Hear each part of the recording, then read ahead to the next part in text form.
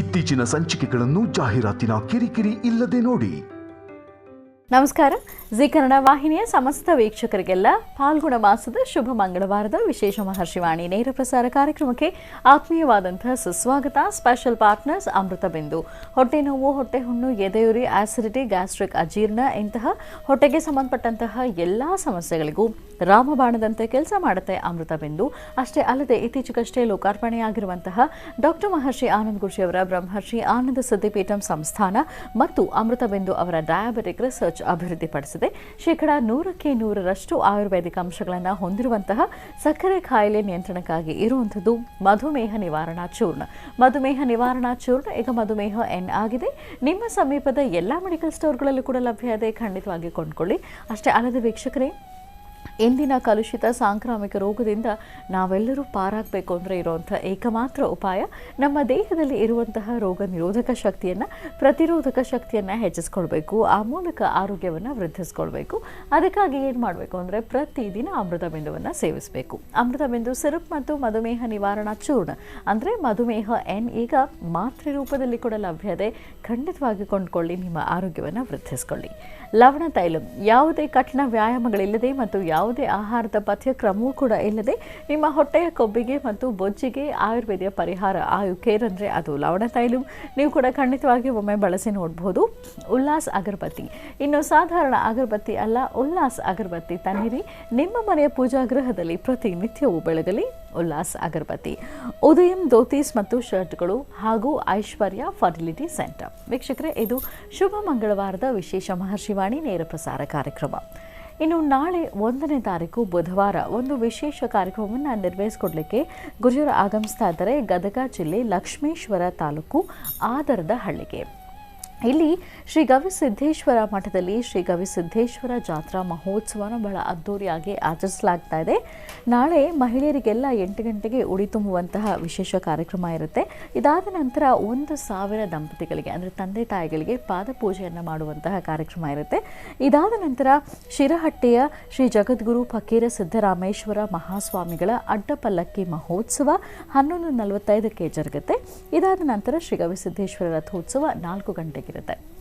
ಇವೆಲ್ಲ ಕಾರ್ಯಕ್ರಮಗಳು ಮುಗಿದ ನಂತರ ಡಾಕ್ಟರ್ ಮಹರ್ಷಿ ಆನಂದ ಗುರುಜಿಯವರ ದಿವ್ಯ ಸಾರಥ್ಯದಲ್ಲಿ ಸಂಜೆ 6 ಗಂಟೆ ಹೊತ್ತಿಗೆ ಲಕ್ಷ ದೀಪೋತ್ಸವ ಕಾರ್ಯಕ್ರಮವನ್ನು ಬಹಳ ಶ್ರದ್ಧಾಭಕ್ತಿಯಿಂದ ಶಾಸ್ತ್ರೋಕ್ತವಾಗಿ ನಿರ್ವಹಿಸಲಾಗ್ತಿದೆ. ನಂತರ ಧರ್ಮಸಭೆ ಇರುತ್ತೆ, ಗುರುಜಿಯವರ ಆಶೀರ್ವಚನ ಕಾರ್ಯಕ್ರಮ ಇರುತ್ತೆ. ಈ ಕಾರ್ಯಕ್ರಮ ನಡೀತಾ ಇರುವಂತಹ ಸ್ಥಳ ಶ್ರೀ ಗವಿಸಿದ್ದೇಶ್ವರ ಮಠದ ಆವರಣ, ಆದರದ ಹಳ್ಳಿ, ಲಕ್ಷ್ಮೇಶ್ವರ ತಾಲೂಕು, ಗದಗ ಜಿಲ್ಲೆ. ಶ್ರೀ ಗವಿಸಿದ್ದೇಶ್ವರ ಮಠದ ಆವರಣ, ಆದರದ ಹಳ್ಳಿ, ಲಕ್ಷ್ಮೇಶ್ವರ ತಾಲೂಕು, ಗದಗ ಜಿಲ್ಲೆ. ಮತ್ತು ಲಕ್ಷ ದೀಪೋತ್ಸವ ಕಾರ್ಯಕ್ರಮದಲ್ಲಿ ಯಾರೆಲ್ಲ ಭಾಗವಹಿಸ್ತೀರಿ, ನೀವೆಲ್ಲ ಆಗಮಿಸುವಾಗ ಬಿಲ್ವಪತ್ರೆ, 2 ದೀಪಗಳು ಮತ್ತು 11 ಬತ್ತಿಗಳ ಪ್ರತ್ಯೇಕ ಆರತಿಯನ್ನು ಸಿದ್ಧತೆ ಮಾಡ್ಕೊಂಡು ಬನ್ನಿ ಅಂತ ಈಗಾಗಲೇ ಗುರುಜಿಯವರು ತಿಳಿಸ್ಕೊಟ್ಟಿದ್ದಾರೆ. ಹಾಗಾಗಿ ನೀವೆಲ್ಲ ಬಿಲ್ವಪತ್ರೆ, 2 ದೀಪಗಳು ಮತ್ತು 11 ಬತ್ತಿಗಳ ಆರತಿಯನ್ನು ಸಿದ್ಧ ಮಾಡ್ಕೊಂಡು ಬನ್ನಿ. ಲಕ್ಷ ದೀಪೋತ್ಸವದಲ್ಲಿ ಪಾಲ್ಗೊಳ್ಳಿ. ಶ್ರೀ ಗವಿಸಿದ್ದೇಶ್ವರ ಮಠದ ಆವರಣದಲ್ಲಿ ನಿರ್ವಹಿಸಲಾಗ್ತಾ ಇರುವಂತಹ ಜಾತ್ರಾ ಮಹೋತ್ಸವ ರಥೋತ್ಸವದಲ್ಲಿ ಖಂಡಿತವಾಗಿಯೂ ಭಾಗವಹಿಸಿ. ಹಾಗೆಯೇ ಗುರುಯವರನ್ನ ಭೇಟಿ ಮಾಡಿ ಅವರಿಂದ ಆಶೀರ್ವಾದವನ್ನು ಕೂಡ ನೀವು ಪಡ್ಕೊಳ್ಬೋದು ಅಂತ ಹೇಳ್ತಾ ಬನ್ನಿ. ಹಾಗಿದ್ರೆ ಈ ಶುಭ ದಿನದ ನೇರ ಪ್ರಸಾರ ಕಾರ್ಯಕ್ರಮವನ್ನು ಈಗ ಪ್ರಾರಂಭ ಮಾಡೋಣ. ಮೊದಲಿಗೆ ಗುರುಜಿನ ಕಾರ್ಯಕ್ರಮಕ್ಕೆ ಸ್ವಾಗತಿಸೋಣ. ಶ್ರೀಯುತರು ಸಾಮುದ್ರಿಕ ಶಿರೋಮಣಿ, ಸ್ವರ ಸರ್ವಜ್ಞ, ದರ್ಪಣಾಂಜನ, ಚಕ್ಷುರ್ಮತಿ ವಿದ್ಯಾ ನಿಪುಣ, ಶ್ರೀ ವಿದ್ಯೋಪಾಸಕ ರತ್ನ, ಅಥರ್ವಣ ಪರಿಹಾರ ಪ್ರವೀಣ, ವನಸಿರಿ ಆಯುರ್ವೇದ ರತ್ನರು ಮತ್ತು ರಾಜ್ಯದ ಧಾರ್ಮಿಕ ಪರಿಷತ್ನ ಸದಸ್ಯರೂ ಆಗಿರುವಂಥ ಶ್ರೀ ಡಾಕ್ಟರ್ ಮಹರ್ಷಿ ಆನಂದ ಗುರುಜಿಯವರು. ಬನ್ನಿ ಹಾಗಿದ್ರೆ ಕಾರ್ಯಕ್ರಮಕ್ಕೆ ಆತ್ಮೀಯವಾಗಿ ಬರ್ಮಾಡ್ಕೊಳ್ಳೋಣ. ಗುರುಜಿ ನಮಸ್ಕಾರ. ಕಾರ್ಯಕ್ರಮಕ್ಕೆ ಭಕ್ತಿಪೂರ್ವಕ ಸುಸ್ವಾಗತ. ನಮಸ್ತೆ ಅಮ್ಮ. ನಮಸ್ತೆ ಅಸ್ತು ಭಗವನ್ ವಿಶ್ವೇಶ್ವರಾಯ ಮಹಾದೇವಾಯ ತ್ರಯಂಬಕಾಯ ತ್ರಪರಾಂತಕಾಯ ತ್ರಿಕಾಗ್ನಿಕಾಲಾಯ ಕಾಲಾಗ್ನಿ ರುದ್ರಾಯ ನೀಲಕಂಠಾಯ ಮೃತ್ಯುಂಜಯಾಯ ಸರ್ವೇಶ್ವರಾಯ ಸದಾಶಿವಾಯ ಶ್ರೀಮನ್ಮಹಾದೇವಾಯ ನಮಃ. ಗೌರೀರ್ವಿಮಾಯ ಸಲಿಲಾ ನಿಕ್ಷತ್ತದ್ವಿಪದೀನ್ ವಿಪದೀಂ ತಾಂ ಚತುಷ್ಪದಿ ಅಷ್ಟಾಪದಿ ನವಪದೀಂ ಬಹುಶೀಂ ಸಹಸ್ರಾಕ್ಷರಾಂ ಪರಮೇ ವ್ಯೋಮನ್ ಯಾ ದೇವಿ ಸರ್ವಭೂತೇಷು ಮಾತೃರೂಪೇಣ ಸಂಸ್ಥಿತಾ. ನಮಸ್ತಸ್ಯೈ ನಮಸ್ತಸ್ಯೈ ನಮಸ್ತಸ್ಯೈ ನಮೋ ನಮಃ. ಬ್ರಾಹ್ಮೇ ನಮಃ, ಮಾಹೇಶ್ವರ್ಯೇ ನಮಃ, ಕೌಮಾರ್ಯೇ ನಮಃ, ವೈಷ್ಣವ್ಯೇ ನಮಃ, ವಾರಾಹ್ಯೇ ನಮಃ, ಇಂದ್ರಾಣ್ಯೇ ನಮಃ. ಓಂ ಚಾಮುಂಡಾಯ ನಮಃ, ಚಂಡಿಕಾಯ ನಮಃ, ಮಹಾಕಾಳಿಯೇ ನಮಃ. ಓಂ ಮಹಾಲಕ್ಷ್ಮೀ ನಮಃ, ದಲಿತಾಯ ನಮಃ, ದುರ್ಗಾಯ ನಮಃ, ಗಣಪತಿಯೇ ನಮಃ. ಓಂ ಗ್ರಾಮಿನೇ ನಮಃ, ಗಣಾಧ್ಯಕ್ಷಾಯ ನಮಃ, ಗಣಸ್ವರೂಪಿಣೇ ನಮಃ. ಓಂ ಗಣಾಗಣವಲ್ಲಭಾಯ ನಮಃ, ಗಣೇಶ್ವರಣ್ಯೇ ನಮಃ. ಓಂ ಲಲಿತಾಯ ನಮಃ, ದುರ್ಗಾಯ ನಮಃ, ಕ್ಷೇತ್ರಪಾಲಿನೇ ನಮಃ. ಓಂ ಶ್ರೀಮತೇ ನಮಃ ಲಲಿತಾಂಬಿಕಾಯ ನಮಃ ಪದ್ಮಾನನೇಂ ಪದ್ಮೋಯ್ ಪದ್ಮಪತ್ರೇ ಪದ್ಮಪ್ರಿಯೇ ಪದ್ಮದಲಾಯತಾಕ್ಷೇ ವಿಶ್ವಪ್ರಿಯೇ ವಿಷ್ಣುಮನೋನುಕೂಲೆ ತ್ವತ್ಪಾದ ಪದ್ಮಂ ಮಯಿ ಸನ್ನಿಧತ್ಸ್ವಾಂ ಯಾಸಾ ಪದ್ಮಾಸನಸ್ಥಾ ವಿಪುಲಕಡದಲಿ ಪದ್ಮಪತ್ರಾಯತಾಕ್ಷೀ ಗಂಧಧ್ವಾರಾಂತರಾದರ್ಶಾನ್ ನಿತ್ಯಪುಷ್ಟಾಂಗರೀಷಿಣೀ ಈಶ್ವರೀಂ ಸರ್ವಭೂತಾನಾಂ ತ್ವಾಮಿಹೋಪತ್ವಯೇ ಶ್ರಿಯಂ ಗೌರೀರ್ಮಿಮಾಯ ಸಲಿಲಾ ನಿಕ್ಷತ್ವದ್ವಿಪದೀಂ ವಿಪದೀಂ ಸಾಂ ಚತುಷ್ಪದಿ ಅಷ್ಟಾಪದೀನೋಪದೀಂ ಬಹುಶೀಂ ಸಹಸ್ರಾಕ್ಷರಾಂ ಪರಮೇ ವ್ಯೋಮನ್. ಅಂಬೆಯನ್ನು ಪ್ರಾರ್ಥನೆ ಮಾಡ್ತಾ ಲಲಿತಾ ರಾಜರಾಜೇಶ್ವರಿ ದುರ್ಗಾ ಪರಮೇಶ್ವರಿ ಕ್ಷೇತ್ರಪಾಲಿನಿ ಅಭಯಂಕರಿ ತಾಯಿ ಲಲಿತಾಂಬಿಕಾಂ ಶ್ರೀ ಮಹಾಕಾಳಿ ಮಹಾಲಕ್ಷ್ಮೀ ಸಮೇತ ಶ್ರೀಮದ್ ಮಹಾಲಲಿತಾಂ ಬಾಲಾ ತ್ರಿಪುರ ಸುಂದರಿ ಹರಿಂ ಕಾರಾಸನಗರ್ಭಿದಾಂ ನಲಸಿಕಾಂ ಸೌಂ ಕ್ಲೀಂ ಕಳಾಂ ಬಿಭ್ರದೀಂ ಸವರ್ಣಾಂ ವರದಾಣೀಂಚ ಪ್ರಸದಾಂ ದೌತಾಂ ತ್ರಿನೇತ್ರೋಜ್ವಲಾಂ ಒಂದೇ ಪೃಷ್ಠಕಪಾಸಮಂಕುಶಧರಾಂ ಸರ್ಗಭೌಷಧಾಮುಜ್ವಲಾಂ ತ್ವಾಂ ಗೌರೀಂ ತ್ರಿಪುರಾಂ ಫರಾತ್ವರಕಳಾಂ ಶ್ರೀಚಕ್ರ ಸಂಚಾರಣಿ. ಶ್ರೀಚಕ್ರದಲ್ಲಿ ಸದಾಕಾಲ ನಿರತಲಾಗಿದ್ದು ಬರ್ತಕ್ಕಂತಹ ಸಂಕಷ್ಟಗಳನ್ನು ದೂರ ಮಾಡ್ತಾ ಯಾರು ಕಷ್ಟ ಅಂತಂತಾರೋ ಕಷ್ಟಕ್ಕೊಂದು ಪರಿಹಾರವನ್ನು ಆಗಿಂದಾಗಲೇ ಸೂಚನೆ ಮಾಡತಕ್ಕಂಥದ್ದು ತಾಯಿ ಕಲ್ಪವಲ್ಲಿಯಾಗಿ ತಾಯಿ ಮಹಾಲಕ್ಷ್ಮಿಯಾಗಿ ಬೇಡಿದ ವರಗಳನ್ನು ಸಿದ್ಧಿಪಡಿಸ್ತಕ್ಕಂಥ ಸಿದ್ಧಿ ಕಲ್ಪವಲ್ಲಿಯಾಗಿರ್ತಕ್ಕಂತಹ ದೇವಿಯ ಉಪಾಸನೆ. ಶುಭ ಮಂಗಳವಾರ ಮಂಗಳದಾಯಕವಾಗಿರ್ತಕ್ಕಂಥ ವಾರ. ಇವತ್ತಿನ ದಿವಸ ತಾವೇನೆಲ್ಲ ಕೆಲಸ ಕಾರ್ಯಗಳನ್ನು ಅಂದುಕೊಂಡಿದ್ದರೋ ಎಲ್ಲ ಕೆಲಸಗಳು ಶೀಘ್ರವಾಗಿ ಸಿದ್ಧಿಯಾಗಲಿ. ಹಾಗೆ ಮಾಸದ ಕಡೆಯ ದಿನ, ಈ ಮಾಸದ ಕಡೆಯ ದಿನ ತಮ್ಮೆಲ್ಲರಿಗೂ ಒಳ್ಳೆಯ ಯಶಸ್ಸುಂಟಾಗಲಿ. ಮನೋಜವಂ ಮಾರುತದಲ್ಲಿ ವೇಗಂ ಜಿತೇಂದ್ರಿಯಂ ಬುದ್ಧಿಮತಾಂ ವಾತಾತ್ಮಜಂ ವಾನರುದು ಮುಖ್ಯಂ ಶ್ರೀರಾಮದೂತಂ ಶಿರಸಾ ನಮಾಮಿ. ಪ್ರಸನ್ನಾಂಜನೇಯ ಸ್ವಾಮಿಯನ್ನು ಪ್ರಾರ್ಥನೆ ಮಾಡ್ತಾ ನಾಳೆ ನಡೀತಿರ್ತಕ್ಕಂಥ ಸಿದ್ದರಾಮೇಶ್ವರರ ವಿಶೇಷವಾಗಿರ್ತಕ್ಕಂಥ ಜಾತ್ರಾ ಮಹೋತ್ಸವಕ್ಕೆ ಆಗಮಿಸ್ತಾ ಇರ್ತಕ್ಕಂಥ ಎಲ್ಲ ತಾಯಂದರು, ಹೆಣ್ಣು ಮಕ್ಕಳಾದರೂ ಸರಿ ಗಂಡು ಮಕ್ಕಳಾದರೂ ಸರಿ, ಯಾರೊಬ್ಬರಾದರೂ ಹಚ್ಚುವ ದೀಪ ಜಗತ್ತಿನ ಕತ್ತಲನ್ನು ಹೊಡೆದೋಡಿಸಬೇಕು. ಅದಕ್ಕಾಗಿ ಸಿದ್ದರಾಮೇಶ್ವರರ ಕ್ಷೇತ್ರದಲ್ಲಿ ನಡೀತಿರ್ತಕ್ಕಂಥ ಲಕ್ಷ ದೀಪೋತ್ಸವ ಆ ಲಕ್ಷ ಎಂಬತಕ್ಕಂಥದ್ದಕ್ಕೆ ಸರಿಯಾದ ಅರ್ಥವನ್ನು ನಾವೆಲ್ಲರೂ ಕೊಡಬೇಕು. ಸಾವಿರಗಳಲ್ಲಿ ದೀಪವನ್ನು ಹಚ್ಚಿದರೆ ಅದು ಲಕ್ಷ ದೀಪೋತ್ಸವ ಆಗುವುದಿಲ್ಲ. ಲಕ್ಷ ದೀಪೋತ್ಸವ ಆಗಬೇಕಾದರೆ ಪ್ರತಿಯೊಬ್ಬರೂ ತಮ್ಮ ತಮ್ಮ ಹಸ್ತದಲ್ಲಿ ಒಂದೊಂದು ದೀಪವನ್ನು ಹಚ್ಚಬೇಕು. ಹಾಗೆ ಒಂದು ವಿಶೇಷವಾಗಿರ್ತಕ್ಕಂಥ ಸಿದ್ದರಾಮೇಶ್ವರರ ಅನುಷ್ಠಾನವನ್ನು ನಮ್ಮೊಳಗಿರ್ತಕ್ಕಂತಹ ಕರ್ಮಫಲಗಳನ್ನು ದೂರ ಮಾಡಿಕೊಂಡು ಒಂದಷ್ಟು ಯಶಸ್ಸಿನ ಹಾದಿಯನ್ನು ಸಿದ್ಧಿಪಡಿಸ್ಕೊಳ್ಳಿಕ್ಕಾಗಿ ಬೇಕಾಗಿರ್ತಕ್ಕಂತಹದ್ದು ಬಿಲ್ವಪತ್ರೆ, 2 ದೀಪ, ಹಾಗೆ 11 ಬತ್ತಿಗಳ ಆರತಿ. ಒಂದಷ್ಟು ಬಿಲ್ವಪತ್ರೆ ಜೊತೆಗೆ 2 ದೀಪ, ಅಂದರೆ ನಿಮ್ಮ ಮುಂಭಾಗದಲ್ಲಿ 2 ದೀಪಗಳನ್ನು ಅಂಟಿಸಿ, ಆ ದೀಪ ಅಂಟಿಸಿದ ನಂತರ ವಿಶೇಷವಾಗಿ 11 ಬತ್ತಿಗಳುಳ್ಳಂತಹ ಆರತಿಯನ್ನು ಶುಭ ಸಂಧ್ಯಾಕಾಲ ಎಲ್ಲೆಲ್ಲೂ ಸಹಿತ ದೀಪಗಳಿರುವ ಆ ಶುಭ ಸನ್ನಿವೇಶದಲ್ಲಿ ಎಚ್ಚರಿಕೆಯಿಂದ ಕೂತ ಸಾನ್ನಿಧ್ಯದಲ್ಲಿ ತಾವೆಲ್ಲೆಲ್ಲಿ ಕೂತಿರ್ತಾರೋ ಅದೇ ಸಾನ್ನಿಧ್ಯಗಳಲ್ಲಿ ದೀಪದ ಆರತಿಯನ್ನು ಮಾಡಿ ವಿಶೇಷವಾಗಿ ಭಗವಂತನ ಧ್ಯಾನ ಸಂಕಲ್ಪ, ಆತನ ಕೃಪೆಗೆ ಪಾತ್ರರಾಗ್ತಕ್ಕಂಥದ್ದು. ನೋಡಿ, ಹಚ್ಚುವ ದೀಪ ಎಷ್ಟು ವಿಶೇಷವಾಗಿರ್ತಕ್ಕಂಥದ್ದು. ಹಚ್ಚುವ ದೀಪಕ್ಕೆ ಅಂಥ ಒಂದು ಶಕ್ತಿ ಇದೆ. ಅದಕ್ಕೆ ದೀಪೋತ್ಸವ ನಡೀತಕ್ಕಂಥದ್ದು. ವರ್ಷಕ್ಕೊಂದಾವರ್ತಿ ನಡೀತಕ್ಕಂಥ ದೇವಾಲಯಗಳಲ್ಲಿ, ಸಂಸ್ಥಾನಗಳಲ್ಲಿ, ಮಠಗಳಲ್ಲಿ ಮತ್ತು ಸಾನ್ನಿಧ್ಯಗಳಲ್ಲಿ ದೀಪಗಳನ್ನು ಹಚ್ಚಿ ವಿಶೇಷವಾಗಿರ್ತಕ್ಕಂಥ ಕರ್ಮಫಲಗಳನ್ನು ದೂರ ಮಾಡಿಕೊಳ್ಳಿಕ್ಕೆ ಉತ್ತರ ಕರ್ನಾಟಕದಲ್ಲಿ ಒಂದು ವಿಶೇಷವಾಗಿರ್ತಕ್ಕಂಥ ಹಬ್ಬದ ವಾತಾವರಣ ಇರುತ್ತೆ. ಆ ಹಬ್ಬದ ವಾತಾವರಣದಲ್ಲಿ ಭಾಗವಹಿಸ್ತಕ್ಕಂತಹ ಎಲ್ಲರಿಗೂ ಇದೊಂದು ಸುವರ್ಣಾವಕಾಶ. ಇಲ್ಲಿ ನಡೀತಿರ್ತಕ್ಕಂತಹ ಈ ಲಕ್ಷ ದೀಪೋತ್ಸವ ಸಿದ್ದರಾಮೇಶ್ವರರ ಅನುಷ್ಠಾನ ಜೊತೆಗೆ ಬೆಳಗ್ಗೆ ಉಡಿ ತುಂಬೋ ಕಾರ್ಯಕ್ರಮ, ಅಡ್ಡಪಲ್ಲಕ್ಕಿ ಉತ್ಸವ, ಆನೆ ಅಂಬಾರಿ ಉತ್ಸವ, 1-2 ಉತ್ಸವಗಳ ಮೇಲೆ ಉತ್ಸವದ ಮೇಲೆ ಉತ್ಸವ, ಏನೇ ಆದರೂ ಇದೆಲ್ಲವೂ ಸಹಿತ ಈ ಧರ್ಮ ಜಾಗೃತಿ, ಧರ್ಮವನ್ನು ಪ್ರಚಾರ ಮಾಡ್ತಕ್ಕಂಥದ್ದು, ಧರ್ಮದಲ್ಲಿರ್ತಕ್ಕಂಥ ಒಳಾರ್ಥವನ್ನು ಅರ್ಥ ಮಾಡ್ಕೊಳ್ತಕ್ಕಂಥದ್ದು, ಅಷ್ಟು ಜನ ತಾಯಂದರನ್ನ, ತಂದೆ ತಾಯಿಯನ್ನು ಒಂದು ಕಡೆ ನಿಲ್ಲಿಸಿ ಅವರಿಗೆ ಪಾದಪೂಜೆಯನ್ನು ಮಾಡುವಂತಹ ಕಾಯಕಲ್ಪವನ್ನು ಈ ಒಂದು ಶ್ರೀಗಳ ಆಸ್ಥಾನದಲ್ಲಿ ನಡೀತಾ ಇದೆ. ಇದೆಲ್ಲವೂ ಒಂದು ಸೌಭಾಗ್ಯವೇ ಸರಿ. ಬನ್ನಿ, ಭಾಗವಹಿಸಿ. ನಾನು ಬರ್ತಿದ್ದೇನೆ, ತಾವೆಲ್ಲರೂ ಬನ್ನಿ. ವಿಶೇಷವಾದ ಕಾರ್ಯಕ್ರಮದಲ್ಲಿ ಎಲ್ಲರೂ ಪಾಲ್ಗೊಳ್ಳೋಣ. ಒಳ್ಳೆಯದಾಗಲಿ, ಶುಭವಾಗಲಿ. ಈಗ ಪ್ರಾರಂಭ ಮಾಡೋಣ ದಿನ ವಿಶೇಷ.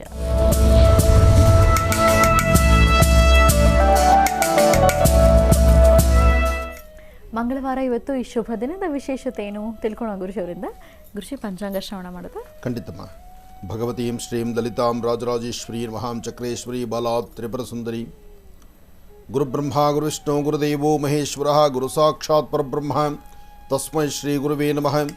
ಗುರುವೇ ಸರ್ವಲೋಕಾನಾಂ ವಿಷಯೇ ಭವರೋಗಿಣಾಂ ನಿಧಯೇ ಸರ್ವವಿದ್ಯಾನಾಂ ಶ್ರೀಂ ದಕ್ಷಿಣಾಮೂರ್ತಯೇ ನಮೋ ನಮಃ.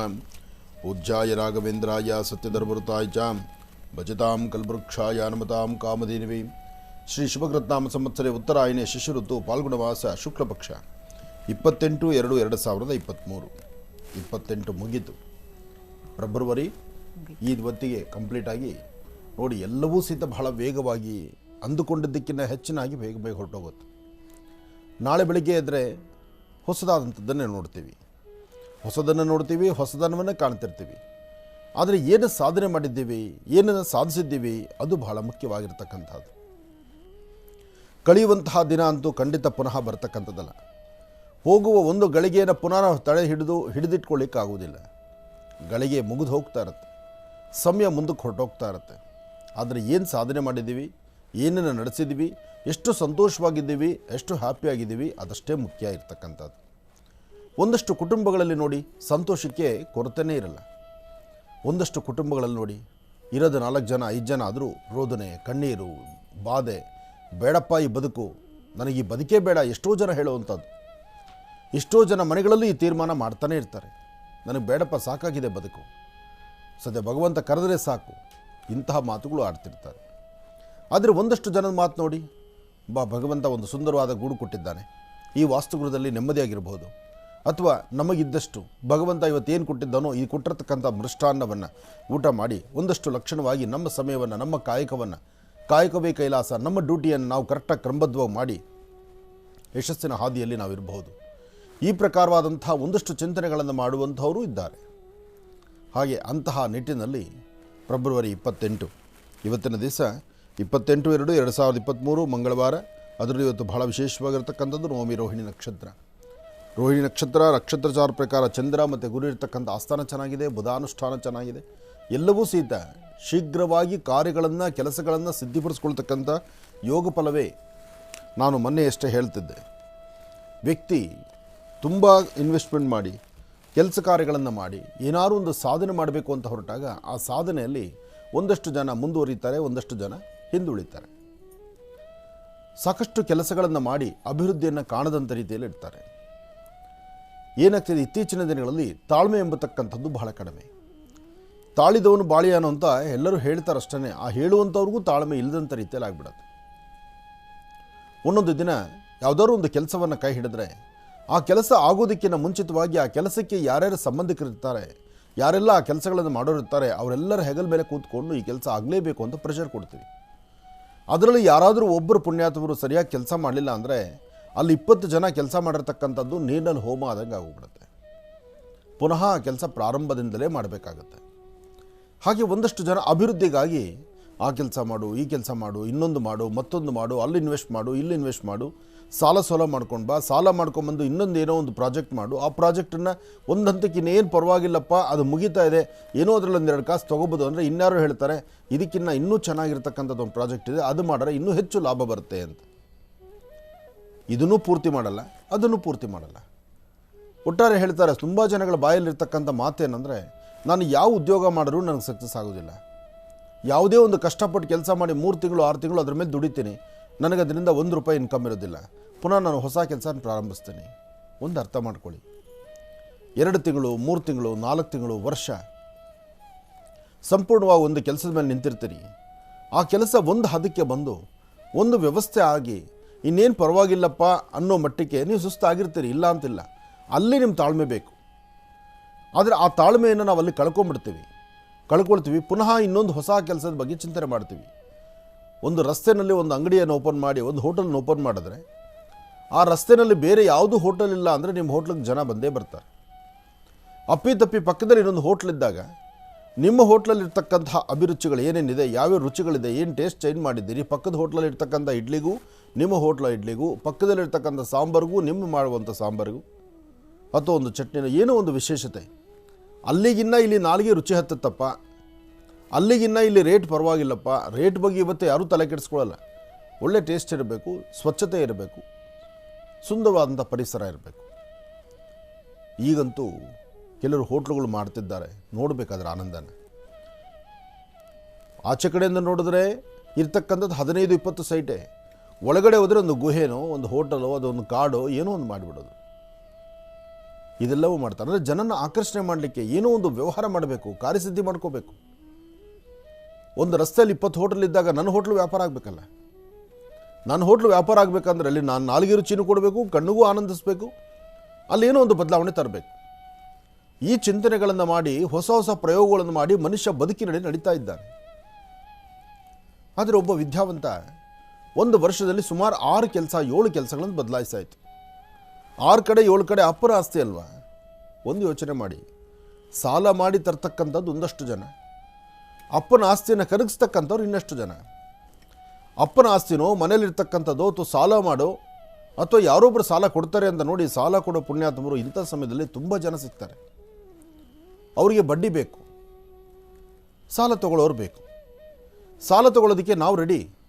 ಯಾಕೆಂದರೆ ನಾವು ಈ ಕೆಲಸ ಮಾಡ್ತೀವಿ, ಇನ್ನೊಂದು ಕೆಲಸ ಮಾಡ್ತೀವಿ, ಮತ್ತೊಂದು ಕೆಲಸ ಮಾಡ್ತೀವಿ. ತಾಳ್ಮೆಯಿಂದ ಇದ್ದು ಆ ಕೆಲಸವನ್ನು ಇನ್ನಷ್ಟು ಬೇಗ ಅಭಿವೃದ್ಧಿಪಡಿಸ್ಕೊಳ್ಳೋಣ, ಇವತ್ತಲ್ಲ ನಾಳೆ ನಮಗೆ ಅದು ಕೈ ಹಿಡಿದು ನಡೆಸುತ್ತೆ ಎಂಬತಕ್ಕಂಥ ಚಿಂತನೆ, ಆ ಒಂದು ಚಿಂತನೆಯನ್ನು ಬಿಟ್ಟು ಅಥವಾ ಆ ಚಿಂತನೆ ಮಾಡಲಿಕ್ಕೆ ಬೇರೆಯವ್ರ ದಾರಿನೇ ಮಾಡಿಕೊಡ್ತೀರ. ಯಾಕೋ ವ್ಯವಹಾರ ನಡೀತಿಲ್ಲ, ಬಿಸ್ನೆಸ್ ಆಗ್ತಿಲ್ಲ, ಇಲ್ಲ ಕಣ, ಈ ಬಿಸ್ನೆಸ್ ನಿನಗೆ ಆಗೋದಿಲ್ಲ, ಈ ವ್ಯಾಪಾರ ನಿನಗೆ ಆಗೋದಿಲ್ಲ, ನಿನಗಿದು ಕೈ ಹಿಡಿಯೋದಿಲ್ಲ. ನಾನು ಅವತ್ತೇ ಅಂದ್ಕೊಂಡಿದ್ದೆ ನೀನು ವ್ಯಾಪಾರಕ್ಕೆ ಅರ್ಹನಲ್ಲ. ನಾನು ಅವತ್ತೇ ಅಂದ್ಕೊಂಡಿದ್ದೆ ನೀನು ಮಾಡ್ತಿರ್ತಕ್ಕಂಥ ಈ ದಿಕ್ಕು, ಇಲ್ಲಿಟ್ಟಿದ್ದೆಲ್ಲ ಅಂಗಡಿ, ಈ ದಿಕ್ಕೇ ಸರಿ ಇಲ್ಲ. ನಾನು ಅವತ್ತೇ ಅಂದ್ಕೊಂಡಿದ್ದೆ ನೀನು ಇಲ್ಲಿ ಮಾಡ್ತಿರ್ತಕ್ಕಂಥ ವ್ಯಾಪಾರದ ಸಂಪೂರ್ಣ ಮುಳುಗು ಹೋಗ್ಬಿಡ್ತೀಯಾ ಅಂತ. ಮನುಷ್ಯನಿಗೆ ಎಲ್ಲೆಲ್ಲಿ ನೆಗೆಟಿವ್ ತುಂಬಬೇಕು, ಎಲ್ಲೆಲ್ಲಿ ಅವನ ತಲೆ ಹಾಳು ಮಾಡಬೇಕು, ಎಲ್ಲೆಲ್ಲಿ ಅವನ ಜೀವನಕ್ಕೆ ಕಲ್ಲು ಹಾಕಬೇಕು, ಎಲ್ಲವನ್ನೂ ನಮ್ಮವರೇ ಮಾಡ್ತಿರ್ತಾರೆ.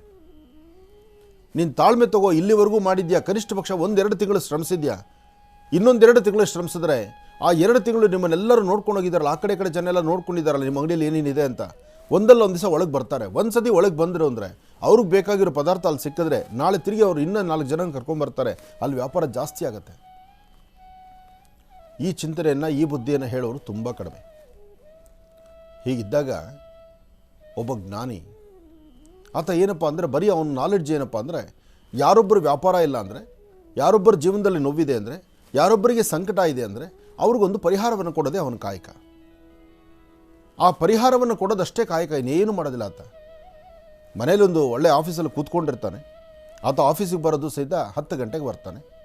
10 ಗಂಟೆ ಕರೆಕ್ಟಾಗಿ ಬರ್ತಾನೆ. 12 ಗಂಟೆ ಬೆಲ್ ಹೊಡೆದಂಗೆ ನೀವು ಎಂಥ ಇನ್ಫ್ಲುಯೆನ್ಸ್ ತಂದರೂ ಆತ ಇನ್ನೊಬ್ಬರು ಮಾತಾಡೋದಿಲ್ಲ.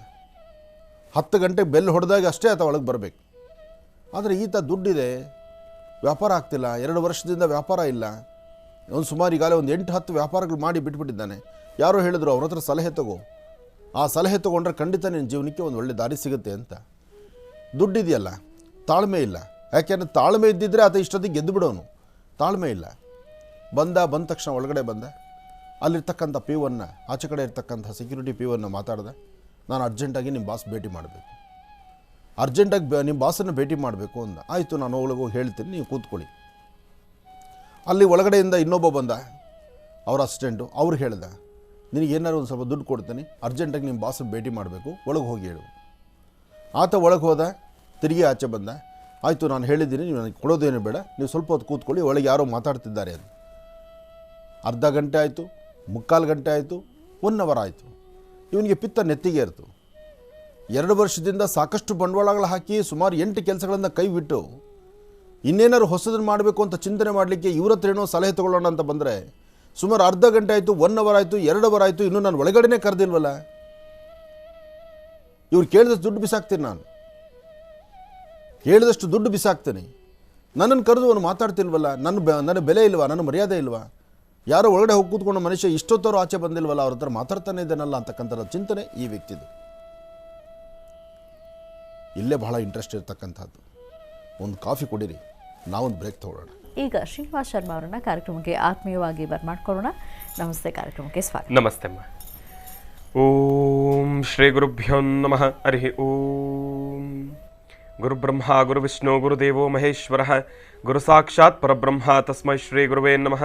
ಗುರವೇ ಸರ್ವಲೋಕಾನಾಂ ವಿಷಜೇ ಭವರೋಗಿನಾಂ ನಿಧಯೇ ಸರ್ವವಿದ್ಯಾನಾಂ ಶ್ರೀ ದಕ್ಷಿಣಾಮೂರ್ತಯೇ ನಮಃ.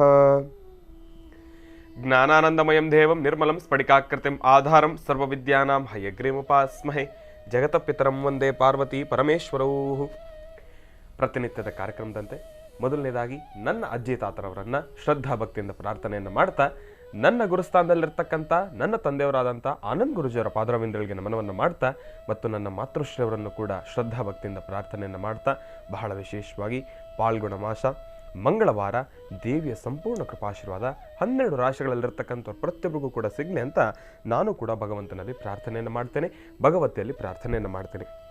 ಓಂ ಕಾತ್ಯಾಯನಾಯ ವಿದ್ಮಹೇ ಕನ್ಯಾಕುಮಾರಿ ಧೀಮಹಿ ತನ್ನೋ ದುರ್ಗೇ ಪ್ರಚೋದಯಾತು.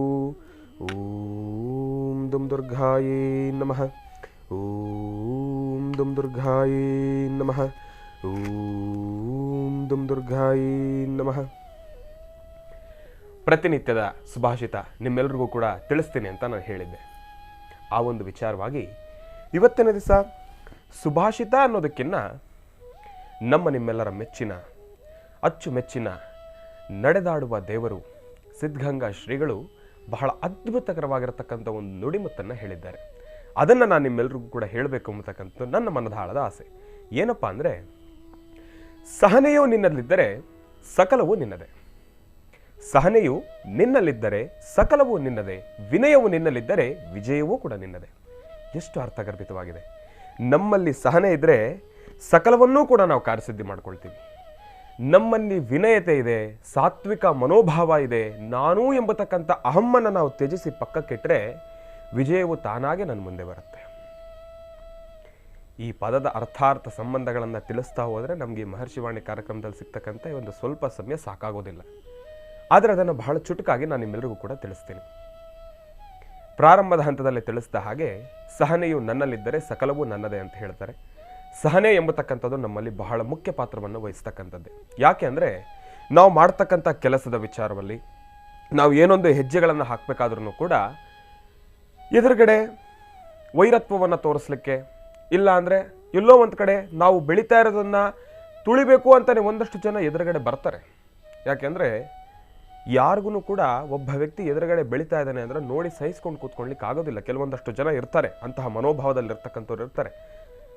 ಬೆಳಿಬೇಕಾದ್ರೆ ನೋಡಪ್ಪ ಇವನು ಹಿಂಗೆ ಬೆಳೀತಾ ಇದ್ದಾನಲ್ಲಪ್ಪ, ಏನಪ್ಪ ಇವನು ಇಂಥ ಪರಿ ಬೆಳೀತಾ ಇದ್ದಾನೆ ಅಂತ ಹೇಳಿ ನಿಮ್ಗೇನೋ ಸಮಸ್ಯೆ ಮಾಡಬೇಕು ಅಂತ ಎದುರುಗಡೆ ಬರ್ತಾರೆ. ಆ ಕ್ಷಣ ನಮ್ಮಲ್ಲಿ ಸಹನೆ ಯಾವ ರೀತಿ ಇರಬೇಕಂದ್ರೆ, ಎದುರುಗಡೆ ಇರ್ತಕ್ಕಂಥ ವ್ಯಕ್ತಿ ನಮ್ಗೆ ಏನೋ ಒಂದು ಸಮಸ್ಯೆ ಮಾಡ್ತಾರೆ, ನನಗಿಲ್ಲ ಇಂತಹ ಒಂದು ಸಮಸ್ಯೆಗಳನ್ನು ಎದುರು ಮಾಡ್ತಾರೆ ಅಂತ ಹೇಳಿ ನಾವು ಆ ವ್ಯಕ್ತಿಗೆ ನಮ್ಮ ಕಡೆಯಿಂದ ಇನ್ ರಿಟರ್ನ್ ಅಂದರೆ ನಾವು ಅವರಿಗೆ ಎದುರತ್ವವನ್ನು ಕೊಡ್ತಕ್ಕಂಥದ್ದಾಗಲಿ, ಅವ್ರ ಜೊತೆ ವಾದ ವಿವಾದಗಳನ್ನು ಮಾಡ್ತಕ್ಕಂಥದ್ದಾಗಲಿ, ಅವರ ಮೇಲೆ ನಾವೇ ವೈರತ್ವವನ್ನು ಹುಟ್ಟಿಸ್ಕೊಳ್ತಕ್ಕಂಥದ್ದಾಗಲಿ ಯಾವುದನ್ನು ಕೂಡ ಮಾಡ್ತಕ್ಕಂಥದ್ದು ಬೇಡ. ಆಗ ನಮ್ಮ ಸಹನೆ ಯಾವ ರೀತಿ ಕೆಲಸ ಮಾಡಬೇಕು ಅಂದರೆ, ಇದಕ್ಕೆ ನಮ್ಮ ಗುರುಗಳು ನನಗೆ ಯಾವಾಗಲೂ ಕೂಡ ಒಂದು ಮಾತು ಹೇಳೋರು. ಏನಪ್ಪ ಅಂದರೆ, ಎದುರುಗಡೆ ಇರ್ತಕ್ಕಂಥ ವ್ಯಕ್ತಿ ನಿನಗೆ ಸಮಸ್ಯೆ ಮಾಡಬೇಕು ಅಂತ ಬಂದಿದ್ದಾನೆ, ನಿನಗೆ ಗೊತ್ತಾಗ್ತಾ ಇದೆ ಎದುರುಗಡೆ ಇರ್ತಕ್ಕಂಥ ವ್ಯಕ್ತಿ ನಿನಗೆ ವೈರಿನೇ, ಅವನಲ್ಲಿ ಏನೋ ಒಂದು ಸಮಸ್ಯೆ ಇದೆ, ಅವನು ನಿನಗೆ ಅದು ಸಮಸ್ಯೆಯನ್ನು ಮಾಡ್ತಾ ನಿನ್ನ ಕೆಲಸ ಹಾಳು ಮಾಡಬೇಕು ಅಂತಲೇ ಬಂದಿದ್ದಾನೆ. ಆದರೆ ಪ್ರತಿಯೊಬ್ಬ ವ್ಯಕ್ತಿಗೂ ಕೂಡ ಎರಡು ಮುಖ ಇದ್ದೇ ಇರುತ್ತೆ. ಏನಪ್ಪ ಅಂದರೆ, ಒಂದು ಒಳ್ಳೆಯ ಮುಖ, ಇನ್ನೊಂದು ಕೆಟ್ಟ ಮುಖ. ಒಬ್ಬ ವ್ಯಕ್ತಿ ಅಂದಮೇಲೆ ಇದೆರಡೂ ಇರಲೇಬೇಕು, ಒಳ್ಳೆಯದೂ ಇರಬೇಕು, ಕೆಟ್ಟದ್ದು ಇರಬೇಕು. ಆದರೆ ಯಾವ ವ್ಯಕ್ತಿ ನಿನಗೆ ಸಮಸ್ಯೆ ಮಾಡಬೇಕು ಅಂತ ಎದುರುಗಡೆ ಬರ್ತಾನೋ ಆಗ ನೀನು ಅವನಿಗೆ ಮತ್ತೆ ಸಮಸ್ಯೆ ಮಾಡೋದು ಅರ್ಥವಲ್ಲ, ಅದು ಸೂಕ್ತವಲ್ಲ. ನೀನು ಎದುರುಗಡೆ ಇರ್ತಕ್ಕಂಥ ವ್ಯಕ್ತಿಯಲ್ಲಿರ್ತಕ್ಕಂಥ ಆ ಒಂದು ಕೆಟ್ಟ ಗುಣಗಳಿಗೆ ಆಸ್ಪದವನ್ನು ಕೊಡ್ದಿರ ಆ ವ್ಯಕ್ತಿಯಲ್ಲೂ ಕೂಡ ಒಂದಷ್ಟು ಒಳ್ಳೆ ಗುಣಗಳಿರ್ತಾರೆ. ಆ ಒಳ್ಳೆ ಗುಣಗಳನ್ನು ಮಾತ್ರ ನೀನು ತಗೊಂಡು ಆ ವ್ಯಕ್ತಿಯನ್ನು ಒಂದು ಸತಿ ನೀನು ಹೊಗಳ್ಬಿಟ್ರೆ ನಿನಗೆ ಸಮಸ್ಯೆ ಮಾಡಬೇಕು ಅಂತ ಬಂದಿರತಕ್ಕಂಥ ವ್ಯಕ್ತಿನೇ ನೀನು ಕೆಲಸ ಕಾರ್ಯಸಿದ್ಧಿ ಮಾಡ್ಕೊಳ್ತಾರೆ. ಆ ಒಂದು ಸಹನೆಯ ಮನೋಭಾವ, ಆ ಒಂದು ತಾಳ್ಮೆಯ ಮನೋಭಾವ ನಮ್ಮಲ್ಲಿದ್ದರೆ ಸಕಲವೂ ಕೂಡ ನಮ್ಮದೇ.